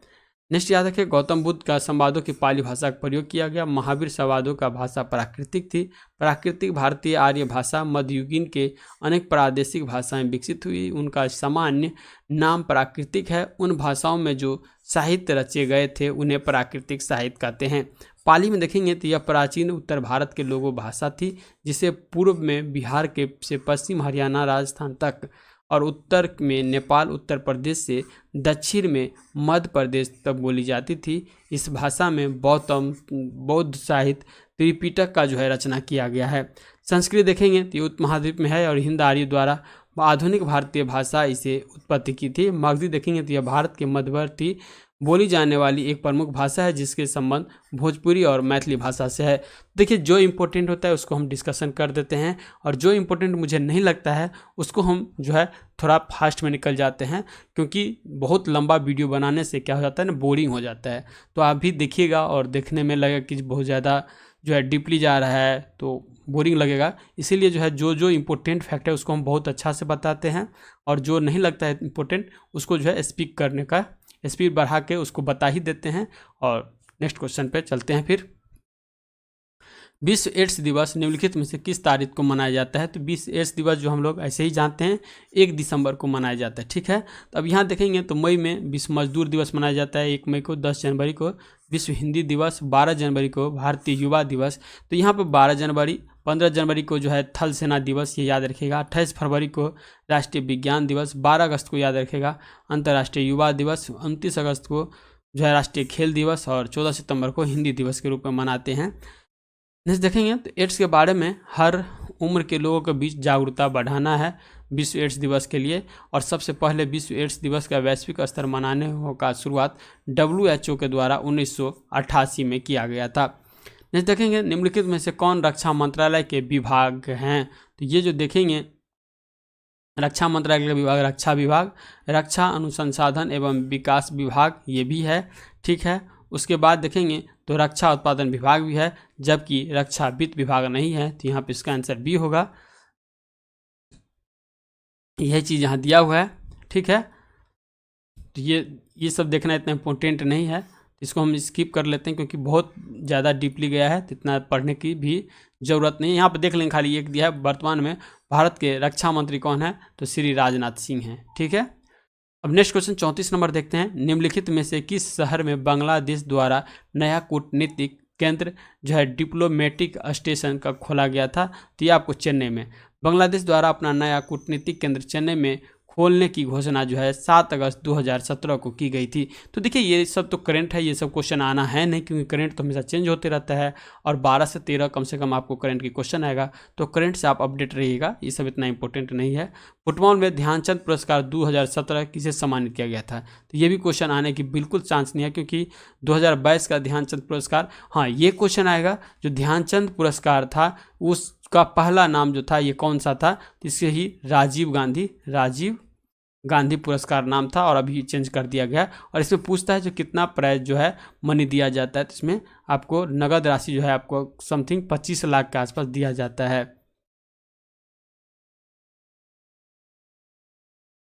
ये दिया हुआ है 2022 के ध्यानचंद पुरस्कार से सम्मानित व्यक्ति, तो अश्विनी अंकुश जो कि एथलीट्स में है, धर्मवीर सिंह देखेंगे तो हॉकी में है, और बीसी सुरेश देखेंगे तो ये आपका कबड्डी में है। तो ये तीनों इंपॉर्टेंट है क्योंकि इससे क्वेश्चन आएगा, करंट अफेयर का है। नेक्स्ट आता है बंगाल में विभाजन को रद्द किया गया था। तो बंगाल का विभाजन जो है लॉर्ड हार्डिंग के द्वितीय के द्वारा इसे रद्द किया गया था। कहाँ पे? दिल्ली में। अब आप देखते हैं इसके बारे में। लॉर्ड हार्डिंग द्वितीय 1910 से 1916 ईस्वी के काल में बंगाल विभाजन रद्द करने की घोषणा की थी। लॉर्ड कर्जन ने 20 जुलाई 1905 को बंगाल विभाजन की घोषणा किया था। 16 अक्टूबर 1905 से विभाजन लागू हो गया था। इस दिन पूरे बंगाल में शोक दिवस के रूप में मनाया था। बंगाल विभाजन के विरोध में बंग भंग आंदोलन चलाया गया। उसे ही स्वदेशी और बहिष्कार आंदोलन का जन्म माना जाता है। 6 मई 1910 को जॉर्ज पंचम इंग्लैंड के सम्राट बने। उनके सम्मान में 12 दिसंबर 1911 को दिल्ली में एक राज दरबार का आयोजन किया गया था। वायसराय लॉर्ड हार्डिंग द्वितीय ने सम्राट की ओर से बंगाल विभाजन रद्द करने की घोषणा की थी। इसी समय 1911 में भारत की राजधानी कलकत्ता से हटाकर दिल्ली बनाने की घोषणा की, जिसे 1912 ईस्वी में जो है मूर्त रूप दिया गया। और इससे एक इम्पोर्टेंट रखेगा, 1912 में ही बंगाल से बिहार को अलग किया गया था। उसमें बिहार में उड़ीसा भी इंक्लूड था, तो ये चीज़ भी याद रखिएगा। नेक्स्ट आता है लॉर्ड चेम्सफोर्ड जो 1916 से 21 ईस्वी तक था भारत का वायसराय। 1916 में लखनऊ के कांग्रेस और मुस्लिम लीग के बीच में साथ साथ एक अधिवेशन हुआ था। इसी समय कांग्रेस और मुस्लिम लीग में राजनीतिक समझौता हुआ था, जिसे लखनऊ पैक्ट भी कहा गया था। और इसकी अध्यक्षता जो था ये RC मजूमदार के द्वारा किया गया था। तो इसमें देखिएगा जो आपको ये मुस्लिम लीग और कांग्रेस को एक मंच पे लाने की कोशिश जो किया गया था, ये बाल गंगाधर तिलक और एनी बेसेंट के द्वारा किया गया था। लेकिन बाल गंगाधर तिलक और एनी बेसेंट ने ही 1916 में होम रूल लीग की स्थापना किया था। बाल गंगाधर तिलक जो किए थे ये आपको पुणे में किए थे, जबकि एनी बेसेंट जो किए थे ये किए थे मद्रास में। तो ये चीज़ याद रखिएगा, ठीक है। नेक्स्ट आता है रॉलेट एक्ट 1919 में माउंटेन्यू घोषणा पत्र 1917 ईस्वी में जालियांवाला बाग हत्याकांड 1919 की इत्यादि इन्हीं के शासनकाल में घटना हुए थे। लॉर्ड मिंटो द्वितीय देखेंगे तो ये 1505 से 1510 तक 1905 से 1910 तक भारत का वायसराय थे। इस काल में प्रमुख घटनाएं निम्न है: स्वदेशी आंदोलन, पार्लियामेंट सुधार अधिनियम 1909 इत्यादि। 1907 के सूरत अधिवेशन का जो है सूरत अधिवेशन में जो है कांग्रेस का विभाजन हुआ था, एक गरम दल और दूसरा नरम दल में हुआ था। 1906 ईस्वी में आगा खां के द्वारा मुस्लिम लीग का भी स्थापना किया गया था। नेक्स्ट आता है 37 नंबर क्वेश्चन, भारतीय रॉकेट से छोड़े गए विश्व के सबसे छोटे अंतरिक्ष यान का नाम बताइए। तो ये क्या होगा? स्प्राइट हो जाएगा। तो यहाँ पे इसका आंसर सी होगा। इसके बारे में उतना विशेष जानकारी नहीं लेना है, क्योंकि देखिए जो बहुत ज़्यादा दिया है। नेक्स्ट क्वेश्चन देखते हैं। नेक्स्ट क्वेश्चन 38 नंबर है, भारत में पहली बार किसने वार्षिक आय को अनुमानित किया था? तो भारत में जो पहली बार किसके द्वारा वार्षिक आय को अनुमानित किया गया था? तो ये किया गया था दादा भाई नौरोजी के द्वारा। तो यहाँ पे इसका देखेंगे तो ये आंसर हो जाएगा। भारत में पहली बार सन 1867 से 68 में दादा भाई नौरोजी ने वार्षिक आय का आकलन किया था, जिन्होंने प्रति व्यक्ति आय 20 रुपये होने का अनुमान लगाया था। दादा भाई नौरोजी ने अपनी पुस्तक poverty and un British rule in India 1867 ईस्वी में धन निष्कासन के सिद्धांत को बताया एवं धन निष्कासन को देश के सभी जो है दुखों का मूल का कारण माना था। नेक्स्ट देखेंगे एनी बेसेंट जो है आध्यात्मिक थियोसोफिक महिलाओं अधिकार की समर्थन लेखक वक्ता एवं भारतीय प्रेम महिला थी। वर्ष 1917 में एनी बेसेंट ने कांग्रेस के कलकत्ता अधिवेशन की अध्यक्षता भी की थी। जवाहरलाल नेहरू ने भारत के प्रथम प्रधानमंत्री थे। वर्ष 1929 में भारतीय राष्ट्रीय कांग्रेस के लाहौर सत्र का अध्यक्ष किए थे।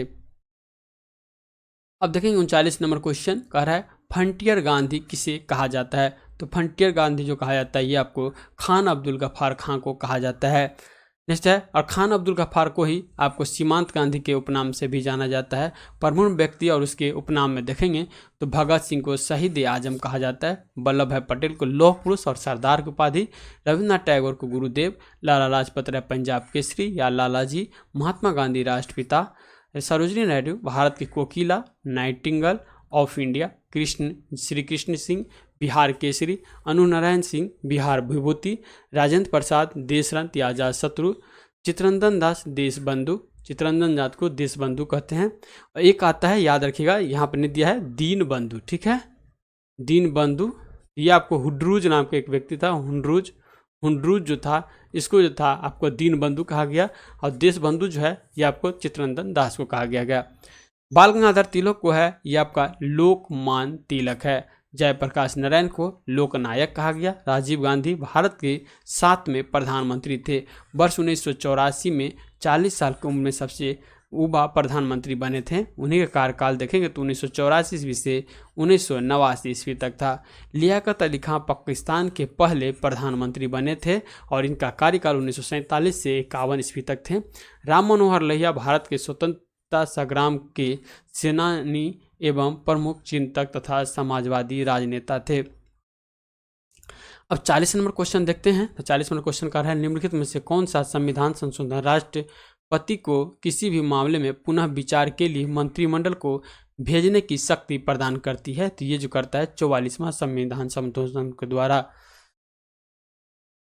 ये हुआ कब था? तो 44वां हुआ था आपको जो है 1976 में हुआ था, ठीक है, क्योंकि 42वां हुआ था 1974 में। 44वां संविधान संशोधन राष्ट्रपति को किसी भी मसले पुनः विचार के लिए मंत्रिमंडल को भेजने की शक्ति प्रदान करता है। 1974 राष्ट्रपति को यह अधिकार दिया गया कि वह मंत्रिमंडल की सलाह को एक बार पुनः जो है पुनः विचार के लिए वापस भेज सकता है, लेकिन मंत्रिमंडल द्वारा दी गई सलाह मानने के लिए बाध्य नहीं होगा।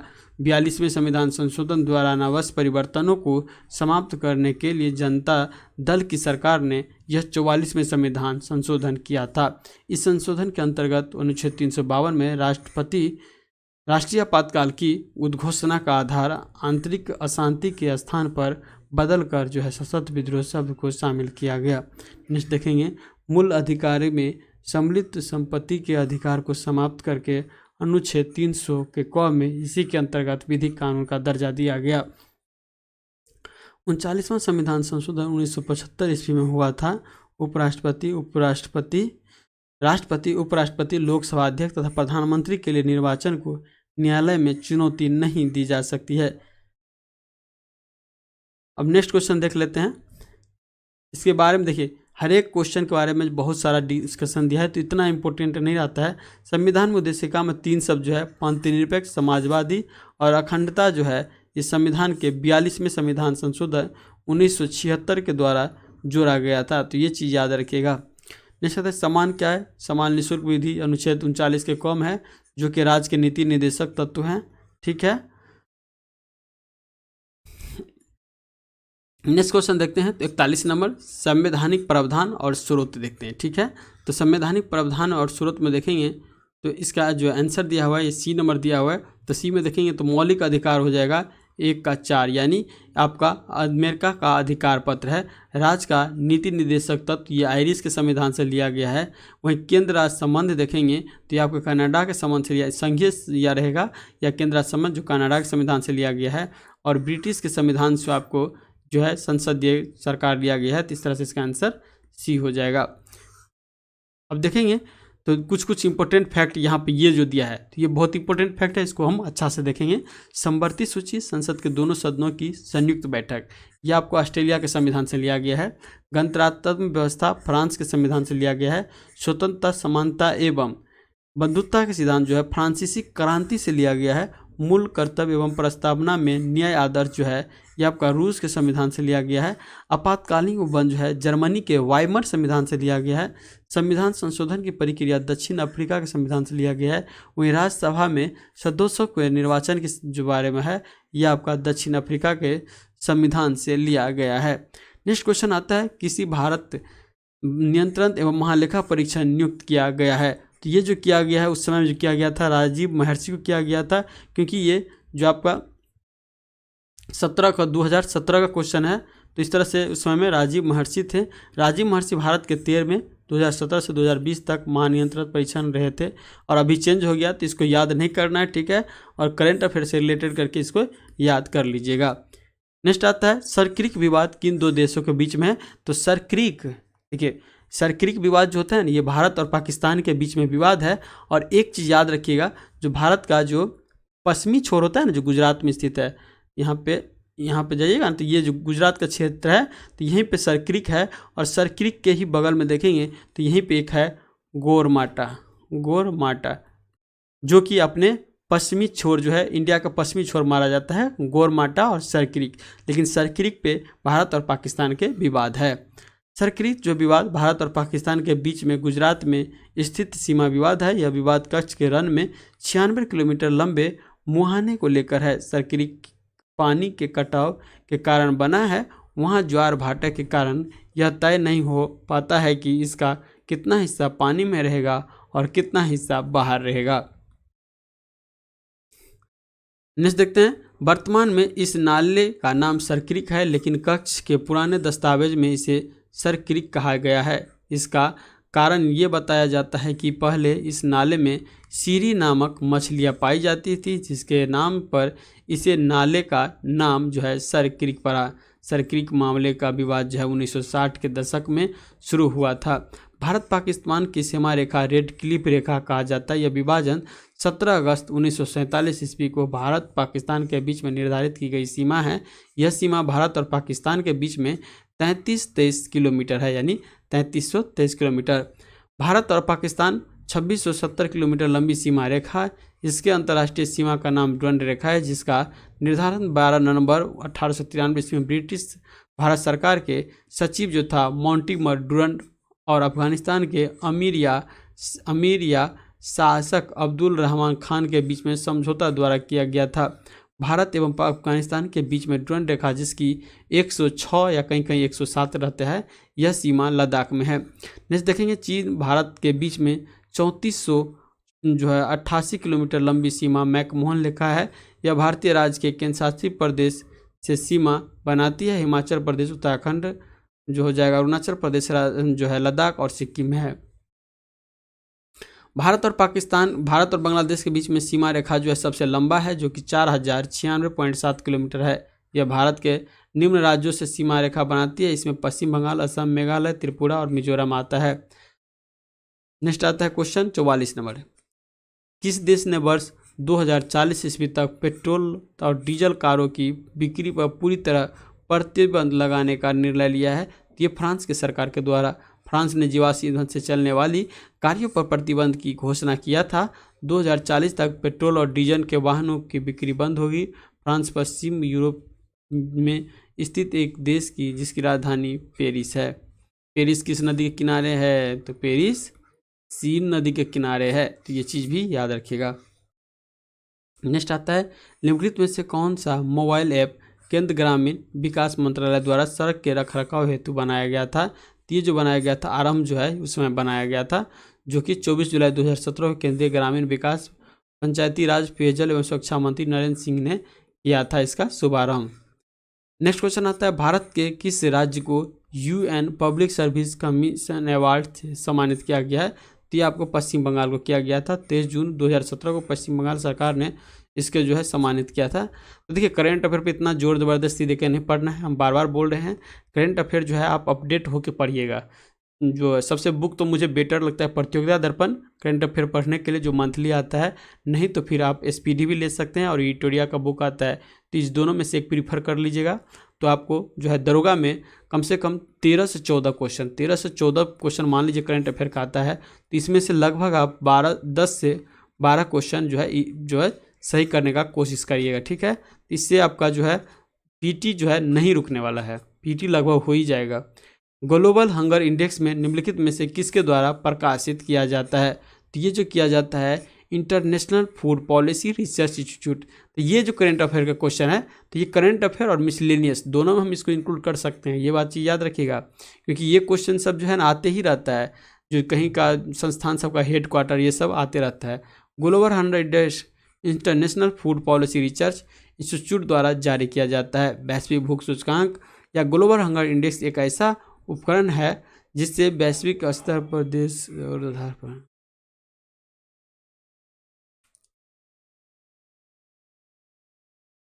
नेक्स्ट आता है ग्लोबल। नेक्स्ट पॉइंट देखते हैं। नेक्स्ट पॉइंट कह रहा है ग्लोबल हंगर इंडेक्स 2022 जारीकर्ता संस्थान में देखेंगे तो ये आपका आ जाएगा कर्शनर worldwide of Germany organizer Welthungerhilfe. इसके द्वारा अगस्त महीने में जारी किया गया था। भारत का स्थान जो है 107वां है और सम्मिलित देश जो है इसमें ये आपका 121 है। पहला स्थान जो आया था ये आया था बेलारूस का, ठीक है। तो इस तरह से ये याद रखिएगा। नेक्स्ट आता है नांगल किस लिए जाना जाता है? तो नांगल जाना जाता है ये आपका उर्वरक के लिए। नांगल उर्वरक उद्योग के लिए प्रसिद्ध है। नांगल जो है पंजाब में रूपनगर जिले में स्थित है। यह मुख्यतः यूरिया का उत्पादन करता है। तांबा धातु अयस्क कॉपर पायराइट होता है। इसका अयस्क क्या चीज़ होता है? तो कॉपर पायराइट होता है। नेक्स्ट देखेंगे तो कैल्सिफोसाइट CuS जो है धातु का निष्कर्ष किया जाता है। उत्पादन राज्यों जो देखेंगे तो राजस्थान, मध्य प्रदेश, झारखंड, आंध्र प्रदेश आदि जो है उत्पादन राज्य है। इसे राजस्थान में खेतरी एवं जो है सिधाना के खान से तथा मध्य प्रदेश के तारेगांव एवं मलखंड से प्राप्त होता है। नेक्स्ट देखेंगे तो तेल परिशोधन संयंत्र भारत में सार्वजनिक क्षेत्र में तेल परिष्करण के 17 तेल शोधन कारखाना तथा निजी क्षेत्र के लिए 3 तेल परिशोधन संयंत्र है। नेक्स्ट देखेंगे भारत में खनिज तेल का वितरण क्षेत्र में यह ब्रह्मपुत्र क्षेत्र, गुजरात, पश्चिमी अपतटीय क्षेत्र और पूर्वी अपतटीय क्षेत्र आता है। उर्वरक उद्योग में देखेंगे तो भारत एक कृषि प्रधान देश है। यहाँ की जो है जनसंख्या में तेजी से वृद्धि हो रही है, इसीलिए कृषि उत्पादनों की मांग बढ़ रही है। भारत विश्व में तीसरा सबसे बड़ा नाइट्रोजन युक्त उर्वरक उत्पादक देश है। भारत में प्रमुख देखेंगे तो उर्वरक उत्पादन इकाई निम्न है, जिसमें तलचर उड़ीसा में, रामगुंडई आंध्र प्रदेश में, कोरबा छत्तीसगढ़ में, सिंदरी एवं जमशेदपुर देखेंगे तो ये आपका जो है झारखंड में है। नेक्स्ट आता है पेनिसिलिन उद्योग। यह एक एंटीबायोटिक का एक समूह है। पेनिसिलिन का खोज 1928 में अलेक्जेंडर फ्लेमिंग के द्वारा किया गया था। नेक्स्ट क्वेश्चन 49 नंबर आता है। 2011 की जनगणना के अनुसार भारत में निम्नलिखित में से किस राज्य में लिंगानुपात जो है सर्वाधिक रहा है? तो ये जो रहा है आपका तमिलनाडु में। दिए गए विकल्प में तमिलनाडु लिंगानुपात 996 सबसे अधिक है। प्रति 1000 पुरुषों की तुलना में स्त्रियों की संख्या में लिंगानुपात के रूप में देखेंगे तो सबसे जो है राजसंघ में आ जाएगा गोवा जो कि 973 है। तमिलनाडु 996 हो जाएगा। सिक्किम में 890 हो जाएगा। कर्नाटक में हो जाएगा जो 943 और सबसे ज़्यादा जो है केरल में जो कि 284 है और सबसे कम जो देखेंगे दमन और दीप में 618 है। ठीक है। अब भारत का लिंगानुपात पूछता है, ये आपको 943 है और वहीं बिहार का 918 है। न्यूनतम लिंगानुपात वाले 5 राज्य देखेंगे तो हरियाणा 879 है, जम्मू कश्मीर 889 है, सिक्किम 890 है। इसी तरह अधिकतम में देखेंगे तो केरल हो जाएगा, पुदुचेरी, तमिलनाडु, आंध्र प्रदेश और छत्तीसगढ़। नेक्स्ट आता है लूसी दुनिया के सबसे बड़ा ज्वाला विस्फोट किस द्वीप में हुआ है? तो ये जो हुआ है इंडोनेशिया में हुआ है। लूसी दुनिया का सबसे बड़ा ज्वाला विस्फोट इंडोनेशिया द्वीप में हुआ है। विश्व के प्रमुख मंड बाल्केनो में आते हैं Yellowstone park America, Lucy Indonesia, Iran Makran Pakistan एवं ईरान। वहीं देखेंगे तो बाकू अजरबैजान, बाराटांग द्वीप, अंडमान और भारत में। ज्वालामुखी की एक दरार अथवा निकास होता है जिसका संबंध जो है पृथ्वी के आंतरिक भाग से होता है, जिससे लावा, ज्वालामुखी, गैस, भाप और तापखंडम पदार्थ बाहर निकलते हैं। ज्वालामुखी के प्रकार में देखेंगे तो सक्रियता के आधार पर ज्वालामुखी 3 प्रकार के होते हैं। पहला, सक्रिय ज्वालामुखी में हमेशा धूल, धुआं, गैस, वाष्प आदि पदार्थ बाहर निकलते रहते हैं, ये सक्रिय ज्वालामुखी हैं। और इसका उदाहरण में देखेंगे तो देखेंगे किलाउ, मैनो, गोवा, ये आपका हवाई द्वीप अमेरिका में स्थित है। वहीं कोटैप्सी देखेंगे तो ये आप इक्वाडोर में है। देखेंगे माउंट इरेबस देखेंगे तो अटलांटिका में है। वैरन महाद्वीप देखेंगे तो ये आपका भारत जो है अंडमान भारत में स्थित है। वहीं देखेंगे ओजेस डेल सलाडो अर्जेंटीना, चिली के सीमा पर स्थित है। स्ट्राम्बोली जो है ये भूमध्य सागर के जो है प्रकाश स्तंभ के नाम से जाना जाता है और ये भूमध्य सागर में है। माउंट इटना सिसिली द्वीप इटली में स्थित है। वहीं आता है सुषुप्त ज्वालामुखी, ऐसे ज्वालामुखी जो काफ़ी समय से शांत है लेकिन उसके उद्गार होने की संभावना बनी रहती है। सुषुप्त ज्वालामुखी जो निम्न है, इसमें विसुवियस इटली, फिजिमा जापान, कराकोटोआ इंडोनेशिया तथा नारकोंडम पोर्ट ब्लेयर दक्षिणी अंडमान निकोबार में है। नेक्स्ट आता है शांत ज्वालामुखी, जब उससे उद्गार होने की संभावना पूर्णतः समाप्त हो जाता है और उसके मुख जल आदि से भर जाता है, तब उसको शांत ज्वालामुखी कहते हैं। उदाहरण के लिए पोपा म्यांमार, एकांगुआ दक्षिण अमेरिका, किलिमंजारो तंजानिया, वो देखेंगे सुल्तान और देवबंद ईरान में इत्यादि में। नेक्स्ट आता है जो है प्रार्थना समाज की स्थापना जो है नहीं की थी, तो इसमें से किसी को नहीं किया था प्रार्थना समाज से, तो इसमें सी जो है लड़के की और लड़कियों की वैवाहिक आयु में वृद्धि करना ये नहीं किया था। बाद की स्त्री शिक्षा, विधवा पुनर्विवाह और अस्पृश्यता की समाप्ति ये किए थे। प्रार्थना समाज की स्थापना जो है 1867 ईस्वी में डॉक्टर आत्माराम पांडुरंग के द्वारा बॉम्बे में किया गया था। केशव चंद्र सेन के प्रेरणा से प्रार्थना समाज की स्थापना जो है 1869 ईस्वी में महादेव गुरुनाडे प्रार्थना समाज के सदस्य बने। इस समाज का प्रसिद्ध दिलाने का कार्य महागोविंद रानाडे को जाता है। प्रार्थना समाज में इक्केश्वरवाद पर जोर और हिंदू समाज के व्याप्त भ्रष्टाचार के विरोध में आवाज उठाई गई थी। इन्होंने बाल विवाह, प्रथा विवाह, बहु विवाह, जाति पाति का विरोध किया। स्त्री शिक्षा और विधवा विवाह को प्रोत्साहन किया। महागोविंद रानाडे ने शिक्षा के प्रसार के लिए वर्ष 1884 ईस्वी में पुणे में डेक्कन एजुकेशन सोसाइटी की स्थापना किया था। नेक्स्ट क्वेश्चन आता है भारत के लिए अमेरिका के कच्चे तेल का पहला नौभरमन शिपमेंट किस बंदरगाह पर पहुंचा है? तो ये जो पहुंचा है पारादीप पर पहुंचा है। पारादीप कहाँ पे है? तो ये पारादीप उड़ीसा में है। सर पारादीप यदि पूछे तो पारादीप आपको हो जाएगा गोवा में। पारादीप सॉरी सही बोल रहे थे हम, उड़ीसा में पारादीप जो है बंदरगाह है। देखिए यहाँ लिया हुआ है अमेरिका से आए बहुत बड़ा कच्चा तेल मालवाहक बोट जो है उड़ीसा के पारादीप बंदरगाह पे पहुंचा है। नेक्स्ट क्वेश्चन देखते हैं। रामनाथ कोविंद भारत के कितने नंबर के प्रधानमंत्री बने थे उसमें? तो 15 नंबर के। और अभी आप भी आएगा 16 नंबर के कौन बने हैं? तो ये द्रौपदी मुर्मू बनी है। ठीक है, ये आपको कौन सी जनजाति से पूछेगा? तो ये आपको संथाल जनजाति से है। ठीक है, और इनका जन्म कहाँ हुआ था? तो जन्म हुआ था उड़ीसा के क्यूझर जिला में हुआ था। ये पूछेगा राष्ट्रपति बनने से पहले कहाँ की राज्यपाल थी, रह चुकी है? तो ये झारखंड की राज्यपाल रह चुकी है। तो इसके बारे में ये इंपोर्टेंट हो जाएगा। किसके बारे में? द्रौपदी मुर्मू के बारे में। अब देखेंगे तो आता है जो 54 नंबर क्वेश्चन जो है मिलान करने के लिए दिया है। तो यहाँ पे देखिए ऑप्शन क्या बी नंबर हो जाएगा इसका आंसर। और लोथल जो है ये आपका गुजरात में है जो कि बंदरगाह के लिए फेमस है। रोपर क्या हो जाएगा? ये पंजाब में है। राखी गढ़ी कहाँ है? हरियाणा में है। कालीबंगा कहाँ है? तो राजस्थान में है। ये चीज़ देख लीजिएगा। लोथल भगवा नदी किनारे गुजरात में स्थित हड़प्पाकालीन स्थल है। इसे हड़प्पा का व्यापारिक राजधानी कहा जाता है। रोपर पंजाब के सतलज नदी के किनारे है। हड़प्पाकालीन स्थल जिसके उत्खननकर्ता यज्ञदत्त शर्मा थे। राखीगढ़ हरियाणा घग्गर नदी के किनारे स्थित है। हड़प्पाकालीन यह स्थल है, यह भारत में स्थित सबसे बड़ा स्थल है। देखिए ये क्वेश्चन याद रखिएगा, भारत में स्थित पूछेगा तब, नहीं यदि पूछे तो यदि सिर्फ ये पूछे हड़प्पाकालीन सबसे बड़ा स्थल कौन है तो ये हो जाएगा मोहनजोदड़ो। नेक्स्ट आता है कालीबंगा, राजस्थान में घग्गर नदी के किनारे हड़प्पा कालीन स्थल है।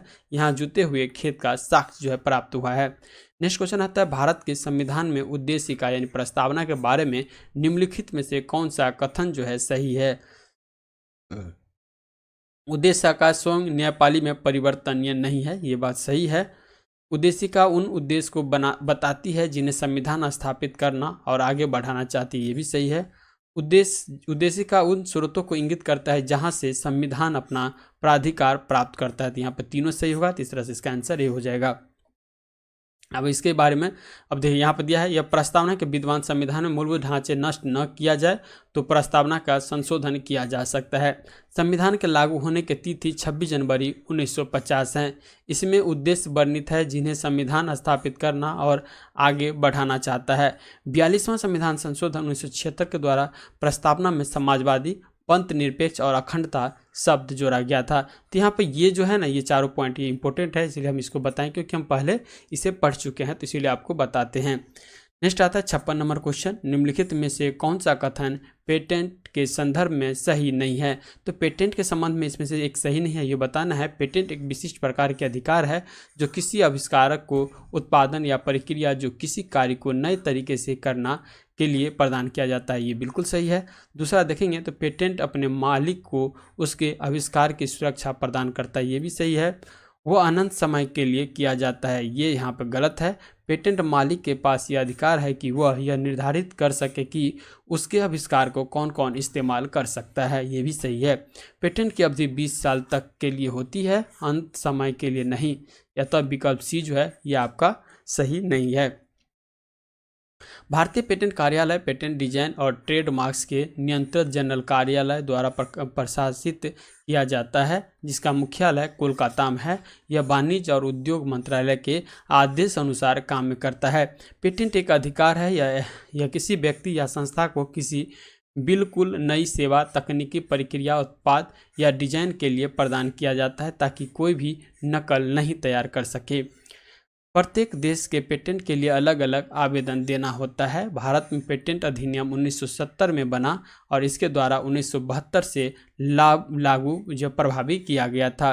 ब्रह्मपुत्र नदी अपने स्रोत से लेकर डेल्टा तक गुजरती है। तो ये आपको किस किस देश से गुजरती है, तो सबसे पहले चीन आती है, उसके बाद देखेंगे तो भारत में एंट्री लेती है और भारत में एंट्री लेने के बाद ये बांग्लादेश में जाती है और यहीं पे गंगा नदी में मिल के ये धारा मेघना हो जाती है और मेघना जाके बंगाल की खाड़ी में गिर जाती है और यहाँ पे एक डेल्टा का निर्माण करती है जिसका नाम होता है सुंदरबन डेल्टा, जिसमें मैंग्रोवी वन जो है पाया जाता है। ब्रह्मपुत्र नदी का प्रवाह 3 देश से गुजरती है, तिब्बत, भारत और बांग्लादेश से। इनकी दाईं ओर से सहायक नदियों में सुबनसिरी, संकोश, मानस, तीस्ता, पिथुमारी, भरेली है, जबकि इसके बाईं ओर से सहायक नदी में लोहित, दिवांग, सियांग, बड़ही, बूढ़ी दिहांग, धनसिरी, बराक है। ब्रह्मपुत्र नदी को तिब्बत में तांग्सपो कहते हैं, जिसका अर्थ शोधक होता है, ये ऊपर भी बता चुके हैं। नामचा बर्मा पर्वत के निकट या दक्षिण की ओर मुड़ जाती है तथा अरुणाचल प्रदेश में प्रवेश करती है, तब इसे जो है दिबांग के नाम से जाना जाता है, यानी अरुणाचल प्रदेश में दिबांग के नाम से जाना जाता है। उसके बाद असम घाटी में प्रवेश करती है, यह ब्रह्मपुत्र कहलाती है। बांग्लादेश में इसे जमुना नाम से जानता है और जमुना नदी जब गंगा नदी को पद्मा कहते हैं और जमुना जब पद्मा से मिलती है तो उसके बाद जो है एक धारा बनती है जिसे हम मेघना कहते हैं। निम्नलिखित में से कौन सा देश भारत की सीमा से नहीं लगती है, तो इसमें से एक देश है जो भारत की सीमा से नहीं लगती है, वो आपका हो जाएगा ताइवान। ताइवान जो है चीन के आधिपत्य, चीन जो बोलता है इसमें मेरा आधिपत्य है, लेकिन ये अपने आप को स्वतंत्र घोषित करना चाहता है। इसका कभी कभी जो है ना पूछ देता है। ताइवान भारत की सीमा से नहीं लगता है। ताइवान पूर्वी एशिया स्थित एक द्वीप है। इसके आसपास के कई द्वीपों को मिलाकर चीनी गणराज्य का अंग बना है, जिसका मुख्यालय ताइवान द्वीप है। चीन से अलग लगने वाले भारतीय राज्य केंद्र शासित प्रदेश जैसे लद्दाख, हिमाचल प्रदेश, उत्तराखंड, सिक्किम, अरुणाचल प्रदेश आदि हैं। म्यांमार से लगने वाले भारतीय राज्य अरुणाचल प्रदेश, नागालैंड, मिजोरम, मणिपुर है। भूटान से लगने वाले राज्य में पश्चिम बंगाल, सिक्किम, अरुणाचल प्रदेश, असम है। वहीं अंडमान निकोबार, थाईलैंड, इंडोनेशिया के साथ समुद्री सीमा साझा करता है। नेक्स्ट आता है यूनेस्को का डायरेक्टर जनरल कौन है, तो यह आपका आंद्रे अजोब था। ठीक है, तो यहाँ पे ये देख लीजिएगा, नया चेंज हुआ होगा तो इसे भी देख लेना है। नेक्स्ट क्वेश्चन आता है, किस राजनीति ने द कोलिशन ईयर्स नामक पुस्तक लिखी है? तो ये लिखा गया था प्रणब मुखर्जी के द्वारा, जो राष्ट्रपति रह चुके हैं। इन्हें भारत रत्न से भी सम्मानित किया गया है। भारत रत्न से भी सम्मानित किया गया है। इनका हाल ही में मृत्यु हो गया था, पिछले साल के आसपास। नेक्स्ट देखते हैं, लोकतंत्र के बारे में निम्नलिखित कथनों पर विचार करिए। तो लोकतंत्र के बारे में विचार करना है, इनमें लोगों द्वारा निर्वाचित सरकार का गठन होता है। तो ये सही है। लोकतंत्र में वर्तमान में सत्तासीन लोगों के हराने की संभावना काफ़ी होती है, ये भी सही है। प्रत्येक मत का मूल्य एक ही होता है। तो यहाँ पर देखेंगे तो तीनों सही हो जाएगा। नेक्स्ट देखेंगे, लोकतंत्र में तीनों कथनों का समावेश किया गया है। लोकतंत्र जनता द्वारा जनता के लिए जनता का शासन, यह कथन अब्राहम लिंकन का है। भारत का लोकतंत्र दुनिया का सबसे बड़ा लोकतंत्र है। यहाँ का जनता अपनी सरकार खुद चुनती है। इसमें प्रतिनिधि वयस्क मताधिकार द्वारा स्वतंत्र एवं निष्पक्ष पूर्वक चुने जाते हैं। भारत के लोगों नैतिकता, ईमानदारी, आत्मनिर्भरता और कर्म शक्तियों को महत्व देते हैं और लोकतंत्र जिसे आधार प्रदान करता है। नेक्स्ट देखेंगे, चुनाव सार्वभौमिक वयस्क मताधिकार पर समय समय पर होता है। इसके सभी व्यक्तियों के मत बराबर होते हैं। 1947 से 2022 तक अनेक चुनाव जो आधार पर देखा जा सकता है कि सरकार हमेशा बदलती नहीं है, लेकिन बदलने की संभावना रहती है। अब देखेंगे, इकोनॉमिक्स का क्वेश्चन है। सकल घरेलू उत्पाद को किसी भी अर्थव्यवस्था में एक वर्ष में उत्पादित अंतिम वस्तु एवं सेवाएं के रूप में परिभाषित किया जाता है। तो इसका आंसर ये हो जाएगा। नेक्स्ट आता है, निम्नलिखित में से कौन सी मुद्राएं स्पेशल ड्राइंग राइट SDR की पेंटिका में आती है? तो ये जाएगा USA के डॉलर, जापानी के येन, ब्रिटिश के पाउंड, चीन के युआन, यूरोपीय संघ का यूरो। तो यहाँ पे इसका सारा का सारा आंसर हो जाएगा। नेक्स्ट देखते हैं, भारत में निम्नलिखित में से कौन सा क्षेत्र जैव विविधता का तप्त स्थल है? तो जैव विविधता का जो तप्त स्थल हो जाएगा ये पश्चिमी घाट, यानी इसका आंसर बी हो जाएगा। पश्चिमी घाट भारत के जैव विविधता का तप्त स्थल है। ऐसे स्थान जहां स्थानीय एवं वैश्विक दृष्टि से प्रजाति की समृद्धता है, लेकिन आवास विनाश का संकट बना हुआ है, तप्त स्थल या हॉट स्पॉट एरियाज कहलाता है। किसी क्षेत्र की हॉट स्पॉट का दर्जा प्राप्त करने के लिए निम्न शर्तों का होना आवश्यक है। एक में देखेंगे तो जातीय बहुयता, दूसरा देखेंगे तो वहाँ कम से कम 0.5% 1500 स्थानीय संवहनीय पौधे हो और 17% प्राथमिक वनस्पतियाँ नष्ट न हो चुकी हो। हॉट स्पॉट शब्द का सर्वप्रथम प्रयोग नॉर्मन मायर्स ब्रिटिश 1988। भारत में 4 हॉटस्पॉट स्थित हैं। इसमें देखेंगे तो हिमालय क्षेत्र, इंडो बर्मा क्षेत्र, पश्चिमी घाट और सुंडालैंड। पश्चिमी घाट इसके अंतर्गत ताप्ती नदी के दक्षिण के पश्चिमी तट के किनारे के साथ साथ अवस्थित पहाड़ियाँ एवं उनके साथ लगे मैदान क्षेत्र शामिल है। उसके बाद देखेंगे यह भारत के शीर्ष जैव विविधता वाला क्षेत्र है। इसे हॉट स्पॉट का दर्जा भी प्राप्त है। पश्चिमी घाट में बेसाल्ट एवं लेटेराइट चट्टान पाए जाते हैं। केरल के साइलेंट वैली राष्ट्रीय उद्यान पश्चिमी घाट का हिस्सा है। पश्चिमी घाट भारत का सबसे बड़ा संरक्षित वन है। अब देखेंगे तो गंगा का मैदान, इसका विस्तार राजस्थान से लेकर उत्तर प्रदेश, बिहार एवं बंगाल तक है। यहाँ जीव जंतु, वनस्पति एवं फसलों की प्रचुरता पाई जाती है। इसके दक्षिणी पूर्वी क्षेत्र में मैंग्रोव वन पाए जाते हैं। यहाँ मुख्यतः भारतीय गैंडा, घड़ियाल, ब्लैकबैक, हाथी, कछुए, मछलियाँ आदि पाए जाते हैं। अब 45 नंबर क्वेश्चन देखते हैं, कौन सा विटामिन होता है जो रक्त के थक्का बनाने में मदद करता है? तो ये होता है विटामिन के। ठीक है, विटामिन के को फिलोक्विनोनिन शरीर में चोट लगने पर रक्त के थक्का बनाने के लिए आवश्यक होती है। इसके कारण इसको रक्तस्राव रोधी पदार्थ कहा जाता है। विटामिन के का स्रोत देखेंगे तो हरी पत्तियाँ, टमाटर, गोभी, सोयाबीन, जिगर, अंडा का जर्दी तथा पनीर है। यह कृत्रिम में प्रोथ्रोम्बिन नामक पदार्थ के निर्माण में भाग लेता है। विटामिन ए रेटिनॉल, अत्यधिक अशुद्ध एल्कोहल और वसा में घुलनशील होता है। जंतु के यकृत एवं अत्रीय सलेमा की कोशिकाओं में यह संचित रहता है। नेक्स्ट देखते हैं तो एक की कमी से कौन सा रोग रोगोत्पत्ति होता है? ठीक है, विटामिन डी कैल्सीफेरॉल है का संश्लेषण जंतु के स्वयं अपनी त्वचा कोशिकाओं में सेवन डीडाहाइड्रोकोलेस्ट्रॉल नामक पदार्थ से करते हैं। यह क्रिया सूर्य प्रकाश के पराबैंगनी किरणों के प्रभाव से होती है।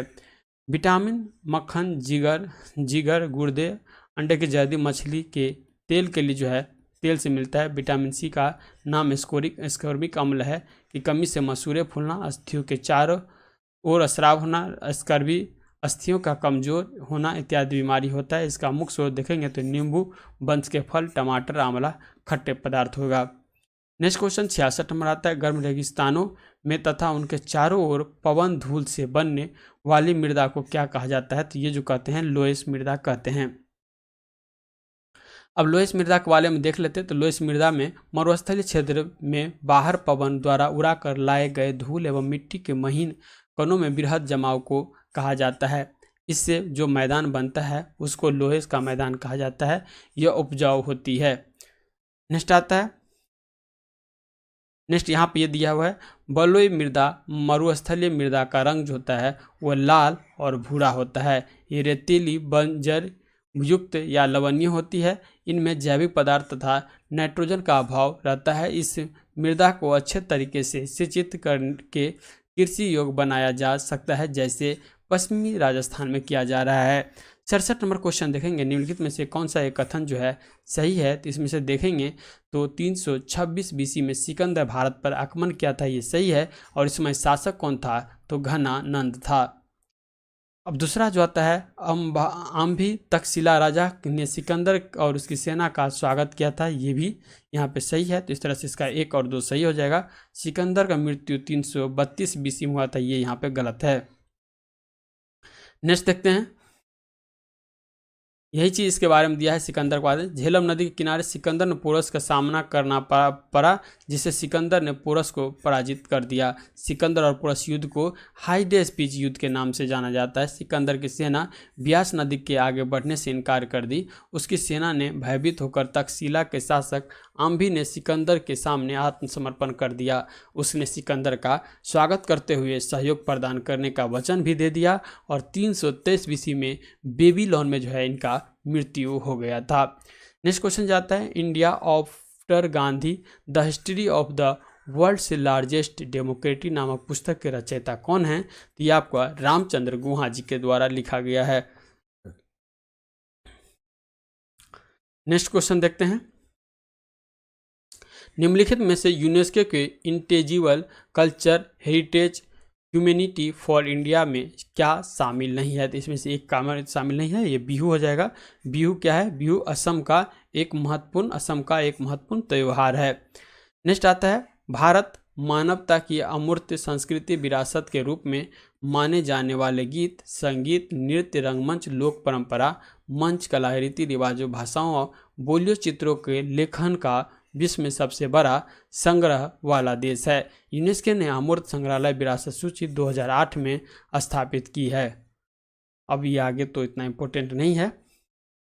नेक्स्ट आता है 70 नंबर क्वेश्चन, 1926 में नौजवान भारत सभा किसके द्वारा बनाया गया था? तो ये आपको भगत सिंह के द्वारा स्थापित किया गया था। मार्च 1926 में नौजवान सभा की स्थापना भगत सिंह के द्वारा किया गया था। इसका उद्देश्य देश के नवयुवक को देश में भक्ति की भावना जागृत करना, मजदूर किसान के राज्य की स्थापित करना है। 1928 में नौजवान भारत सभा का हिंदुस्तान सोशलिस्ट रिपब्लिक एसोसिएशन में विलय कर दिया गया था। नौजवान भारत सभा का गठन भगत सिंह, छबिन दास और यशपाल आदि नवयुवक ने पंजाब में किया था। बी.डी. सावरकर भारत के महान क्रांतिकारी, स्वतंत्रता सेनानी, समाज सुधारक, इतिहासकार, राष्ट्रवादी नेता, विचारक थे। ये नासिक के कलेक्टर जैक्सन में हत्या के थे और राजद्रोह में फांसी पाए जाने के बाद सावरकर को 50 वर्ष का सजा हो गया था। जतिन दास भारतीय स्वतंत्रता के एक सिपाही, भारत के प्रसिद्ध क्रांतिकारी के एक थे जिन्होंने देश की आज़ादी के लिए जेल में अपना प्राण त्याग दिया। अश्विनी कुमार दत्त भारत के प्रसिद्ध राजनीतिक, सामाजिक कार्यकर्ता, देशभक्त हैं। एक अध्यापक के रूप में इन्होंने अपना व्यावसायिक जीवन जो है शुरू किया था। नेक्स्ट देखें, संयुक्त राष्ट्र संघ ने 2017 को जो है पर्यटन सतत विकास के लिए अंतर्राष्ट्रीय वर्ष घोषित किया था। तो यहाँ पे इसका आंसर ये हो जाएगा। किताबुल हिंद का लेखक जो है ये आपका अलबरूनी है। अलबरूनी किताब उल हिंद के लेखक हैं।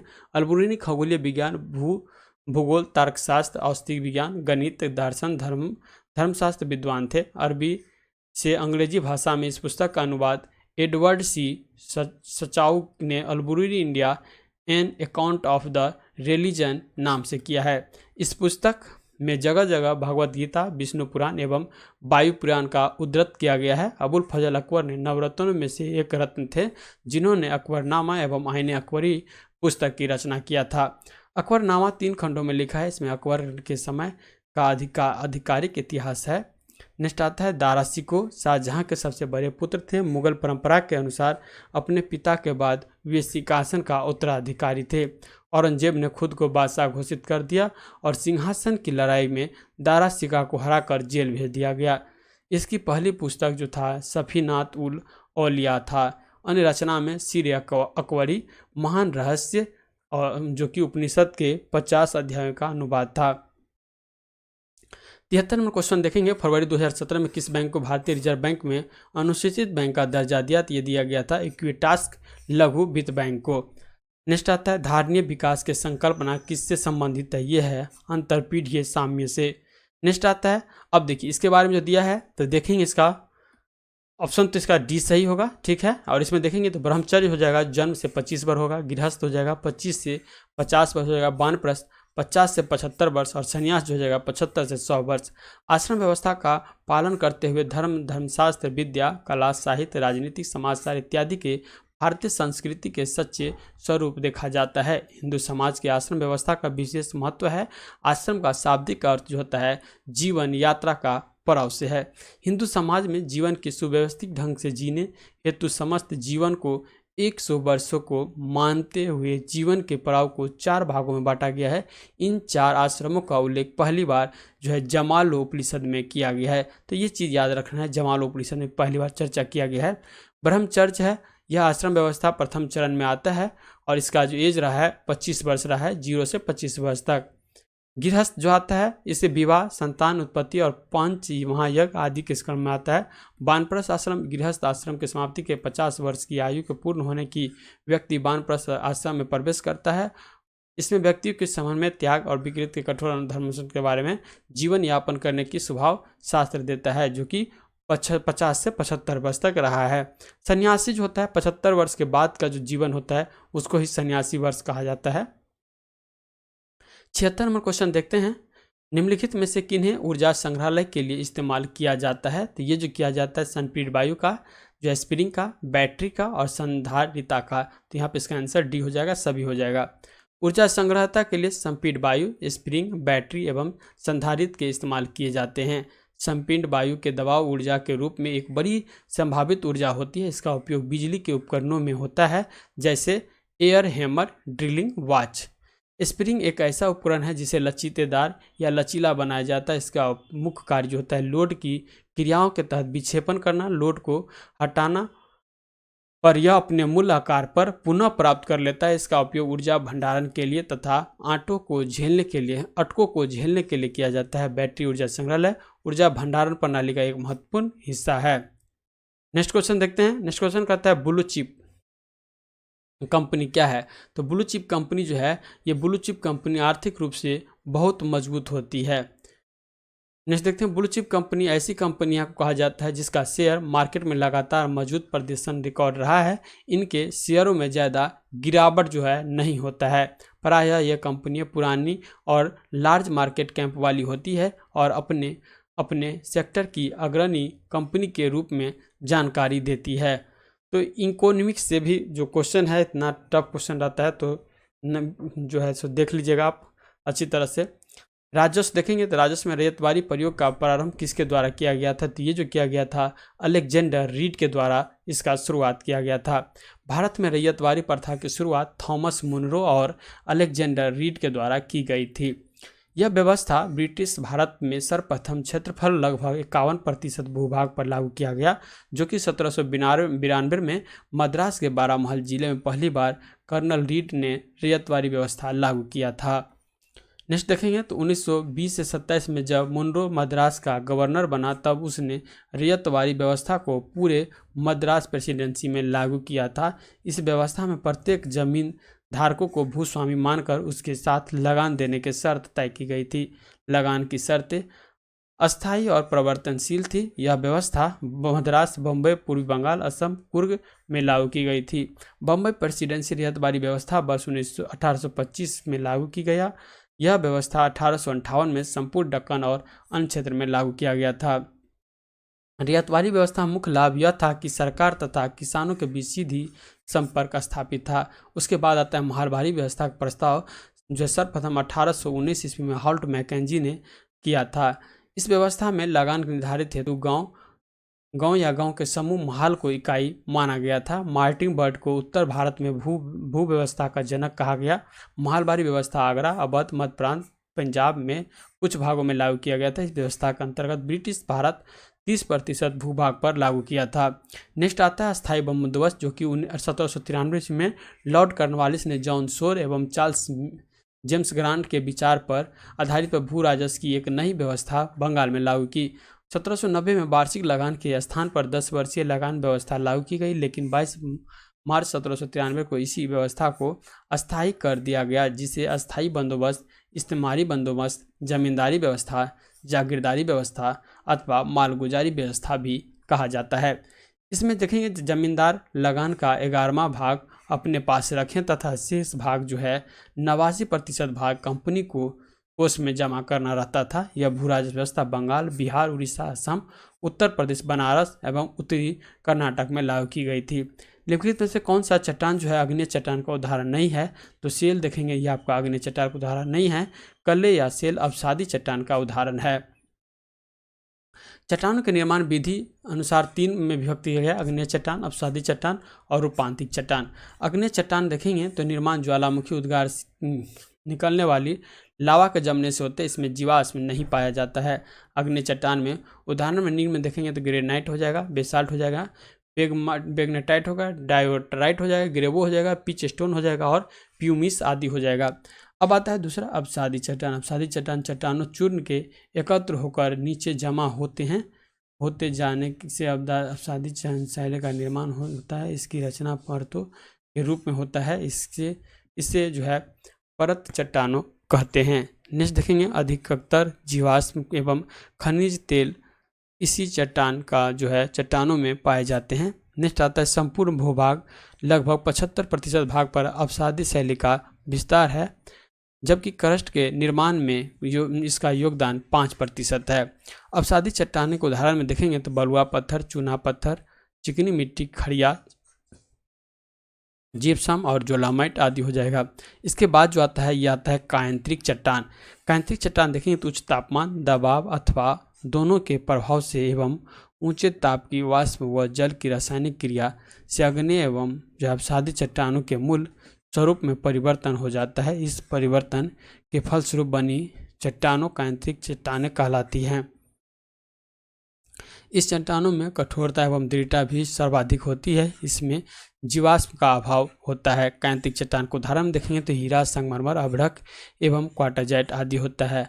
अग्नेय चट्टानों में रूपांतरित बनी हुई देखेंगे तो ग्रेनाइट का नीस होता है, बेसाल्ट का एम्फीबोलाइट शिस्ट होता है। अवसादी चट्टान जो है रूपांतरण में बने शैल में देखेंगे तो क्ले सेल जो होता है सिलेट हो जाता है, चूना पत्थर होता है संगमरमर, बलुआ पत्थर जो होगा ये आपका क्वार्टजाइट हो जाएगा, बिटुमिनस कोयला जो होगा ये आपका ग्रेफाइट हो जाएगा।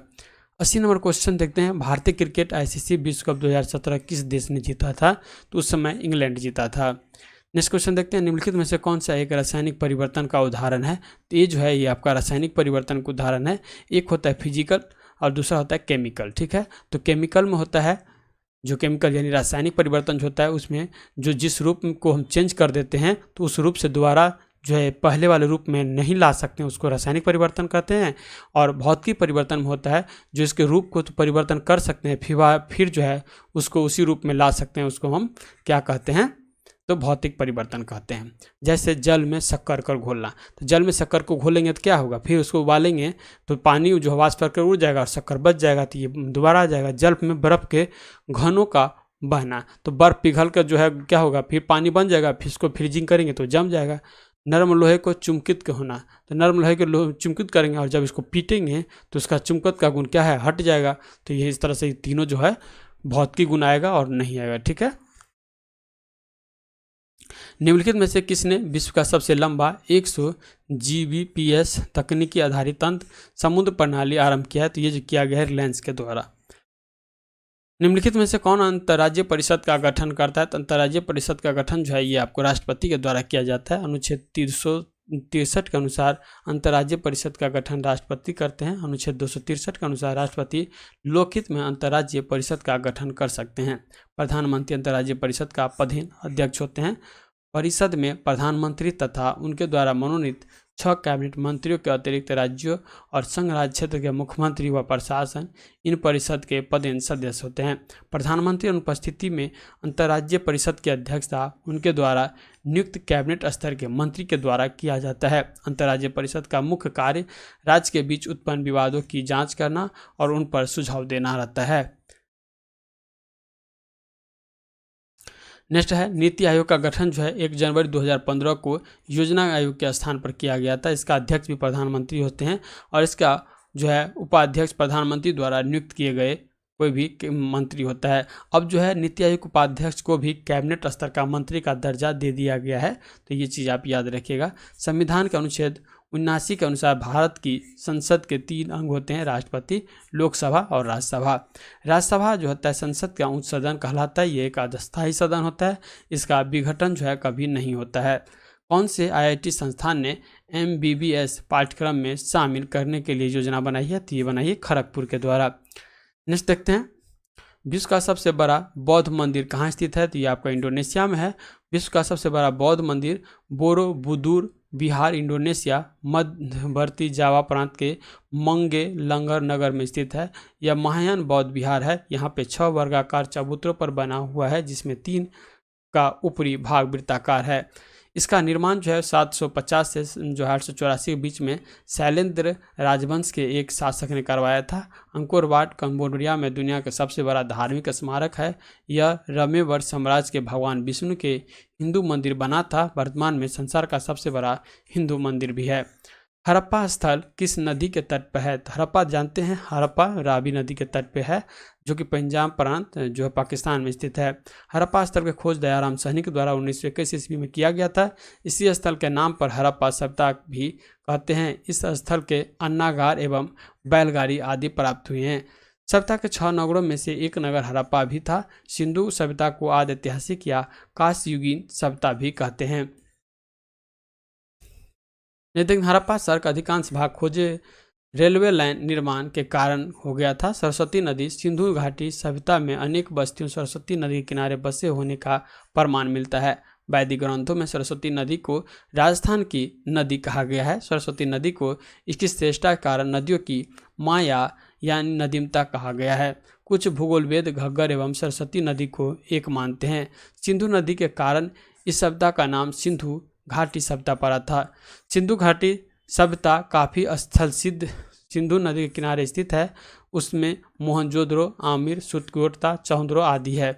नेक्स्ट देखते हैं KNO2 रासायनिक सूत्र है, तो किसका है? ये पोटासियम नाइट्रेट का सूत्र है। ठीक है, पोटासियम नाइट्रेट रासायनिक सूत्र ये होता है। सिल्वर नाइट्रेट लूरन कास्टिक का AgNO3 होता है। यह एक अकार्बनिक रासायनिक यौगिक है जिसको एंटीसेप्टिक गुणों के कारण जाना जाता है। इसका उपयोग घाव या जलन में होता है। पोटासियम नाइट्रेट जो है रासायनिक सूत्र KNO3 होता है। इसका उपयोग आतिशबाजी का सामान बनाने में किया जाता है। Silver chloride horn silver AgCl होता है। नेक्स्ट है इसका उपयोग जो है फोटोक्रोमेटिक कांच बनाने में होता है। यह एक रासायनिक यौगिक है। सिल्वर आयोडाइड इसका उपयोग कृत्रिम वर्षा कराने में होता है। इनमें से कौन एक सुमेलित नहीं है? तो सैडलवुड देखेंगे तो आंशिक मूल परजीवी है, ये सही है। कशक्यूटाई देखेंगे तो परजीवी, ये भी सही है। नेपथीज देखेंगे मांसाहारी होती है, ये भी सही है। फंगस जो देखेंगे सपोसी, ये यहाँ पे गलत है, तो यहाँ पे इसका आंसर डी हो जाएगा। यह है पर्णहरिता का अनुपस्थिति के कारण भोजन पदार्थों की प्राप्ति के लिए अन्य वनस्पति जंतुओं तथा अनेक मृत शरीर पर आश्रित रहने पर परजीवी के रूप में भी रहते हैं। नेक्स्ट क्वेश्चन देखेंगे, निम्नलिखित में से कौन से गैसीय वायु प्रदूषण नहीं है? तो इसमें से हाइड्रोजन कार्बन जो है ये आपका वायु प्रदूषण नहीं है। हाइड्रोजन कार्बन यौगिक होते हैं जिनका हाइड्रोजन और कार्बन के सरल संयोजन से प्राप्त किया जाता है। ये गैसीय वायु प्रदूषण नहीं है। नेक्स्ट आता है वायु उपस्थिति ऑक्सीजन पर ही जीवन निर्भर। वायु अनेक गैसीय अनुपातिक सम्मिश्रण है जिसमें nitrogen, oxygen, argon, carbon dioxide आदि विभिन्न गैसें का अनुपात निश्चित होता है। प्रमुख वायु प्रदूषण में देखेंगे तो भारी धातु कण से सीसा, बेंजियम, पारा, कैडमियम इत्यादि है। सल्फर के ऑक्साइड जो वायु प्रदूषण करता है तो sulphur dioxide, hydrogen sulphide, sulphur trioxide और आदि आते हैं। नाइट्रोजन के यौगिक में वायु प्रदूषक में देखेंगे तो nitrous oxide, nitrogen dioxide, ammonia आता है। नेक्स्ट क्वेश्चन देखेंगे, नेक्स्ट क्वेश्चन आता है आपका वही देखेंगे हाइड्रोकार्बन के अमोनिया वायु प्रदूषक में, तो अन्य वायु प्रदूषक में तंबाकू का धुआं, फ्लोराइड धूल, धूल के कण और एरोसोल इत्यादि आता है। 90 नंबर क्वेश्चन देखेंगे तो ऑपरेशन दुर्गा नामक कार्यक्रम महिला सुरक्षा का आरंभ किया गया था। ये कौन राज्य में? तो हरियाणा में किया गया था। नेक्स्ट क्वेश्चन देखते हैं, सुनहरी गोल्ड चावल जो होता है, सुनहरी गोल्ड में कौन सा विटामिन पाया जाता है? सबसे पहले ये जान लीजिए, विटामिन ए इसमें पाया जाता है। एक ट्रांसजेनिक चावल की किस्म है जिसमें कैरेटिन के लिए जीन तत्व उपलब्ध होता है, तो यहाँ पे इसका आंसर ये हो जाएगा। गोल्डन राइस सुनहरी चावल जीन संवर्धन फसल है जिसमें विटामिन ए, बीटा कैरेटिन का विशेष रूप से आपूर्ति रहता है। विकासशील देशों में विटामिन ए की कमी के कारण बढ़ते रोगों की तीव्रता से निपटने के लिए गोल्डन राइस का विकास किया गया है। गोल्डन राइस रोपण को मजबूरी देने वाला पहला देश फिलीपींस है। सुनहरी चावल का निम्नलिखित लाभ जो देखेंगे तो पहला नंबर, यह भोजन में विटामिन ए की कमी को दूर करने का एक प्रभावी माध्यम है जिससे दृष्टिहीनता, कैंसर आदि रोग से बचा जाता है। दूसरा देखेंगे तो यह निम्न वसा और निम्न सोडियम आधारित खाद्य हैं, अतः यह जो है उच्च रक्तचाप और उच्च कोलेस्ट्रॉल की समस्या को सीमित करता है। नेक्स्ट आता है, यह जठर संबंधी समस्याओं को दूर जो करता है। इसमें नकारात्मक पक्ष देखेंगे तो गोल्डन राइस परंपरागत जैविक चावलों की किस्मों को प्रतिस्थापित करके पर्यावरण और कृषकों की आजीविका को खतरे में डाल सकता है। नेक्स्ट देखते हैं, नीति आयोग के उपाध्यक्ष कौन थे? तो नीति आयोग के उस समय जो था राजीव कुमार था। अभी जो आएगा नीति आयोग के उपाध्यक्ष कौन है? तो याद रखेगा सुमन बेरी। सुमन बेरी जो है ये इनके जो है उपाध्यक्ष अभी है। और इसका पूछता है सीईओ, सीईओ कौन है? तो उसका याद रखिए BVR सुब्रमण्यम। सुब्रमण्यम जो है प्रेजेंट टाइम में है, तो इसका करेंट याद रखिएगा, ठीक है। अब देखेंगे भारत के राष्ट्रीय कैलेंडर पंचांग, यह पहला मास जो होता है ये चैत्र होता है और किसके अनुसार होता है? तो चैत्र जो होगा ये आपका शक संबंध के अनुसार जो होता है। चैत्र जो होता है पहला महीना होता है, ये शक संबंध लिखा भी हुआ है। 22 मार्च 1957 को सरकारी एकीकृत भारतीय राष्ट्रीय पंचांग के रूप में जो है 1957, 22 मार्च 1957 को इसे मान्यता दिया गया था शक संबंध को। शक संबंध जो है 78 ईस्वी में प्रारंभ हुआ। शक संबंध पहली महीना चैत्र है और अंतिम महीना जो होता है फागुन होता है।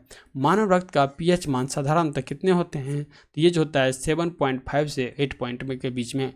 मानव का रक्त जो होता है 7.4 से 8 में होता है, ऑप्शन डी के बीच में होता है।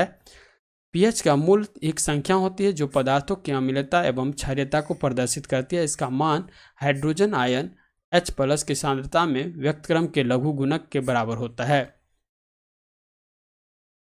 पीएच का मान जो होता है वो आपका 0 से 14 के बीच होता है, जिसे विलायकों में पीएच का मान 7 से कम होता है उसे अम्लीय, और जिन विलायकों में 7 से अधिक होता है उन्हें क्षारीय कहा जाता है, और उदासीन विलायकों जो होता है उसे 7 कहा जाता है।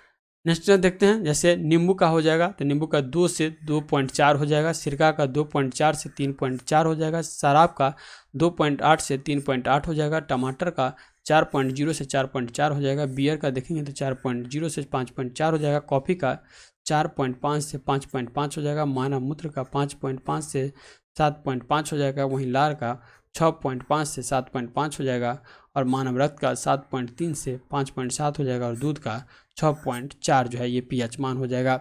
नेक्स्ट आता है पुस्तक I do what I do on reform rhetoric and resolve, रचयिता कौन है? तो ये आपका रघुराम राजन है, जो उस समय के आरबीआई के गवर्नर थे, रघुराम राजा जी। नेक्स्ट देखते हैं, जब एक अर्थव्यवस्था स्फीति दबाव से गुजर रही हो तो क्या उपाय अपनाना चाहिए? उपाय जो अपनाना चाहिए, प्रत्यक्ष करों को बढ़ा देना चाहिए, तो यहाँ पे इसका केवल एक आंसर हो जाएगा। नेक्स्ट देखते हैं, नेक्स्ट क्वेश्चन आ रहा है 97 नंबर, तेज क्या है? तेज जो है एक तरह का डिजिटल पेमेंट ऐप था, जो कि गूगल के नए पेमेंट एप्लीकेशन के नाम से तेज एप्लीकेशन। रेलवे के टिकट बुकिंग के लिए यूटीसी ऐप का प्रयोग किया गया। इसके अलावा आईसीआरटी ऐप का भी प्रयोग किया गया। निम्नलिखित से कौन सा सुल्तान चंगेज खान के समकालीन था? तो सुल्तान शमसुद्दीन इल्तुतमिश जो था उस समय में दिल्ली सल्तनत का चंगेज खान के समकालीन था। चंगेज खान दिल्ली सुल्तान शमसुद्दीन इल्तुतमिश का समकालीन था। चंगेज खान एक मंगोल नेता था। वह निर्दयी, बेहदी और अनुशंसित शक्तिशाली चतुर मंगोल शासक था। चंगेज खान से बचने के लिए ख्वारिज्म के सम्राट जलालुद्दीन को इल्तुतमिश ने अपने हाथ शरण नहीं दिया था। इल्तुतमिश सर्की वंश का था एवं इलबरी तुर्क था। इसका शासनकाल 1211 ईस्वी से 1236 ईस्वी तक रहा था। इसने अपनी राजधानी लाहौर से दिल्ली स्थापित किया था। इसी के समय में मंगोल आक्रमण हुआ था। अलाउद्दीन खिलजी 1296 से 1336 ईस्वी तक खिलजी वंश का प्रमुख शासन था। इसके द्वारा उत्तर भारत के राज्यों में जीतकर दिल्ली सल्तनत में शामिल किया गया था। यह शासक बाजार नियंत्रण व्यवस्था के कारण भी जाना जाता है। इसने कुतुब मीनार के निकट अलाई दरवाज़ा का निर्माण करवाया था। सुल्तान मोहम्मद बिन तुगलक का देखेंगे तो ये 1325 से 1351 ईस्वी में तुगलक वंश का प्रमुख शासक था। यह उलुग खां की उपाधि धारण किया था। इसके शासनकाल में 1333 में मोरक्को की यात्री यबन तुता भारत आया था, जिसे दिल्ली का काजी नियुक्त किया था। उसने कृषि की उन्नति के लिए अमीर ए कोही को नियुक्त किया। सिकंदर लोदी देखेंगे तो जो 1489 से 1517 ईस्वी लोदी वंश का शासक था। इसने आगरा नामक शहर के नवी 1504 में बसाया एवं 1506 में ईस्वी में आगरा को अपनी राजधानी बनाया। उसने भूमि के नाप के लिए पैमान गज सिकंदरी जो है प्रारंभ किया था। नेक्स्ट 99 नंबर क्वेश्चन आता है। क्वेश्चन देखेंगे NAFTA के सदस्य थे तो किसके थे? तो USA, कनाडा और मैक्सिको इसके सदस्य हैं। ये हो जाएगा नाफ्टा। ठीक तरह का नाफ्टा का फुल फॉर्म पूछा गया था तो north American free trade agreement हो जाएगा। और इसमें देश कौन कौन से आते हैं? तो उसमें आते हैं संयुक्त राज्य अमेरिका, कनाडा और मैक्सिको देश आते हैं। नेक्स्ट 100 नंबर क्वेश्चन है, सर्वोच्च न्यायालय ने निजता के अधिकार को संविधान के किस मूलभूत अधिकार के अधीन रखा है? ये जो रखा है आपको अनुच्छेद 21 के अंतर्गत। विभिन्न विवादों को निर्णय के सर्वोच्च न्यायालय ने अनुच्छेद 21 में निजता का अधिकार अंतर्निहित है। अनुच्छेद 21 के प्राण और दैहिक स्वतंत्रता का संरक्षण का अधिकार है। राज्य के द्वारा किसी भी व्यक्ति को विधि द्वारा स्थापित प्रक्रिया से ही उसके जीवन एवं दैहिक स्वतंत्रता के वंचित किया जाएगा। अनुच्छेद 21 के तहत ही प्रदत्त प्राण और दैहिक स्वतंत्रता के अर्थ के विस्तार में मेनका गांधी बना भारत संघवाद में 1978 में अनुच्छेद 21 में प्रदत्त दैहिक स्वतंत्रता में से समस्त आवश्यक तत्व शामिल है जो व्यक्ति के जीवन और गरिमापूर्ण बनाने में सक्षम है। न्यायपालिका ने जीवन के अधिकार से जो है मानव होने का कारण सामनापूर्ण बनाने में सक्षम है। अब देखेंगे विभिन्न विवादों में निर्णय के सर्वोच्च न्यायालय के अनुच्छेद 21 के रूप में निम्नलिखित अधिकारों की घोषणा में 1 में है जीवन रक्षा का अधिकार, 2 में है निजता का अधिकार, 3 में है आश्रय का अधिकार, 4 में देखेंगे तो स्वास्थ्य का अधिकार, 5 में सूचना का अधिकार, 6 में प्रतिष्ठा का अधिकार और 6 में जो दिया है निःशुल्क, 7 में निःशुल्क कानून और सहायता का अधिकार दिया है।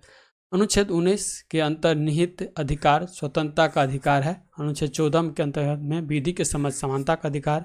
अनुच्छेद 20 के अंतर्गत देखेंगे तो अपराधों के लिए दोषसिद्ध के संबंध में संरक्षण है। तो इस तरह से हमारा जो बिहार दरोगा का सेट प्रथम था, बिहार दरोगा का सेट प्रथम जो है यहाँ पे कंप्लीट हो गया 100 क्वेश्चन का। देखिए हम हर एक सेट का अलग अलग वीडियो बनाएंगे, ठीक है, क्योंकि ये वीडियो भी आपको लमसम 2 आवर का बनेगा। यदि इससे ज़्यादा लंबा बनाते हैं तो देखने में बोरिंग हो जाएगा, इसीलिए हर एक सेट का अलग अलग बना देते हैं सेपरेट वीडियो।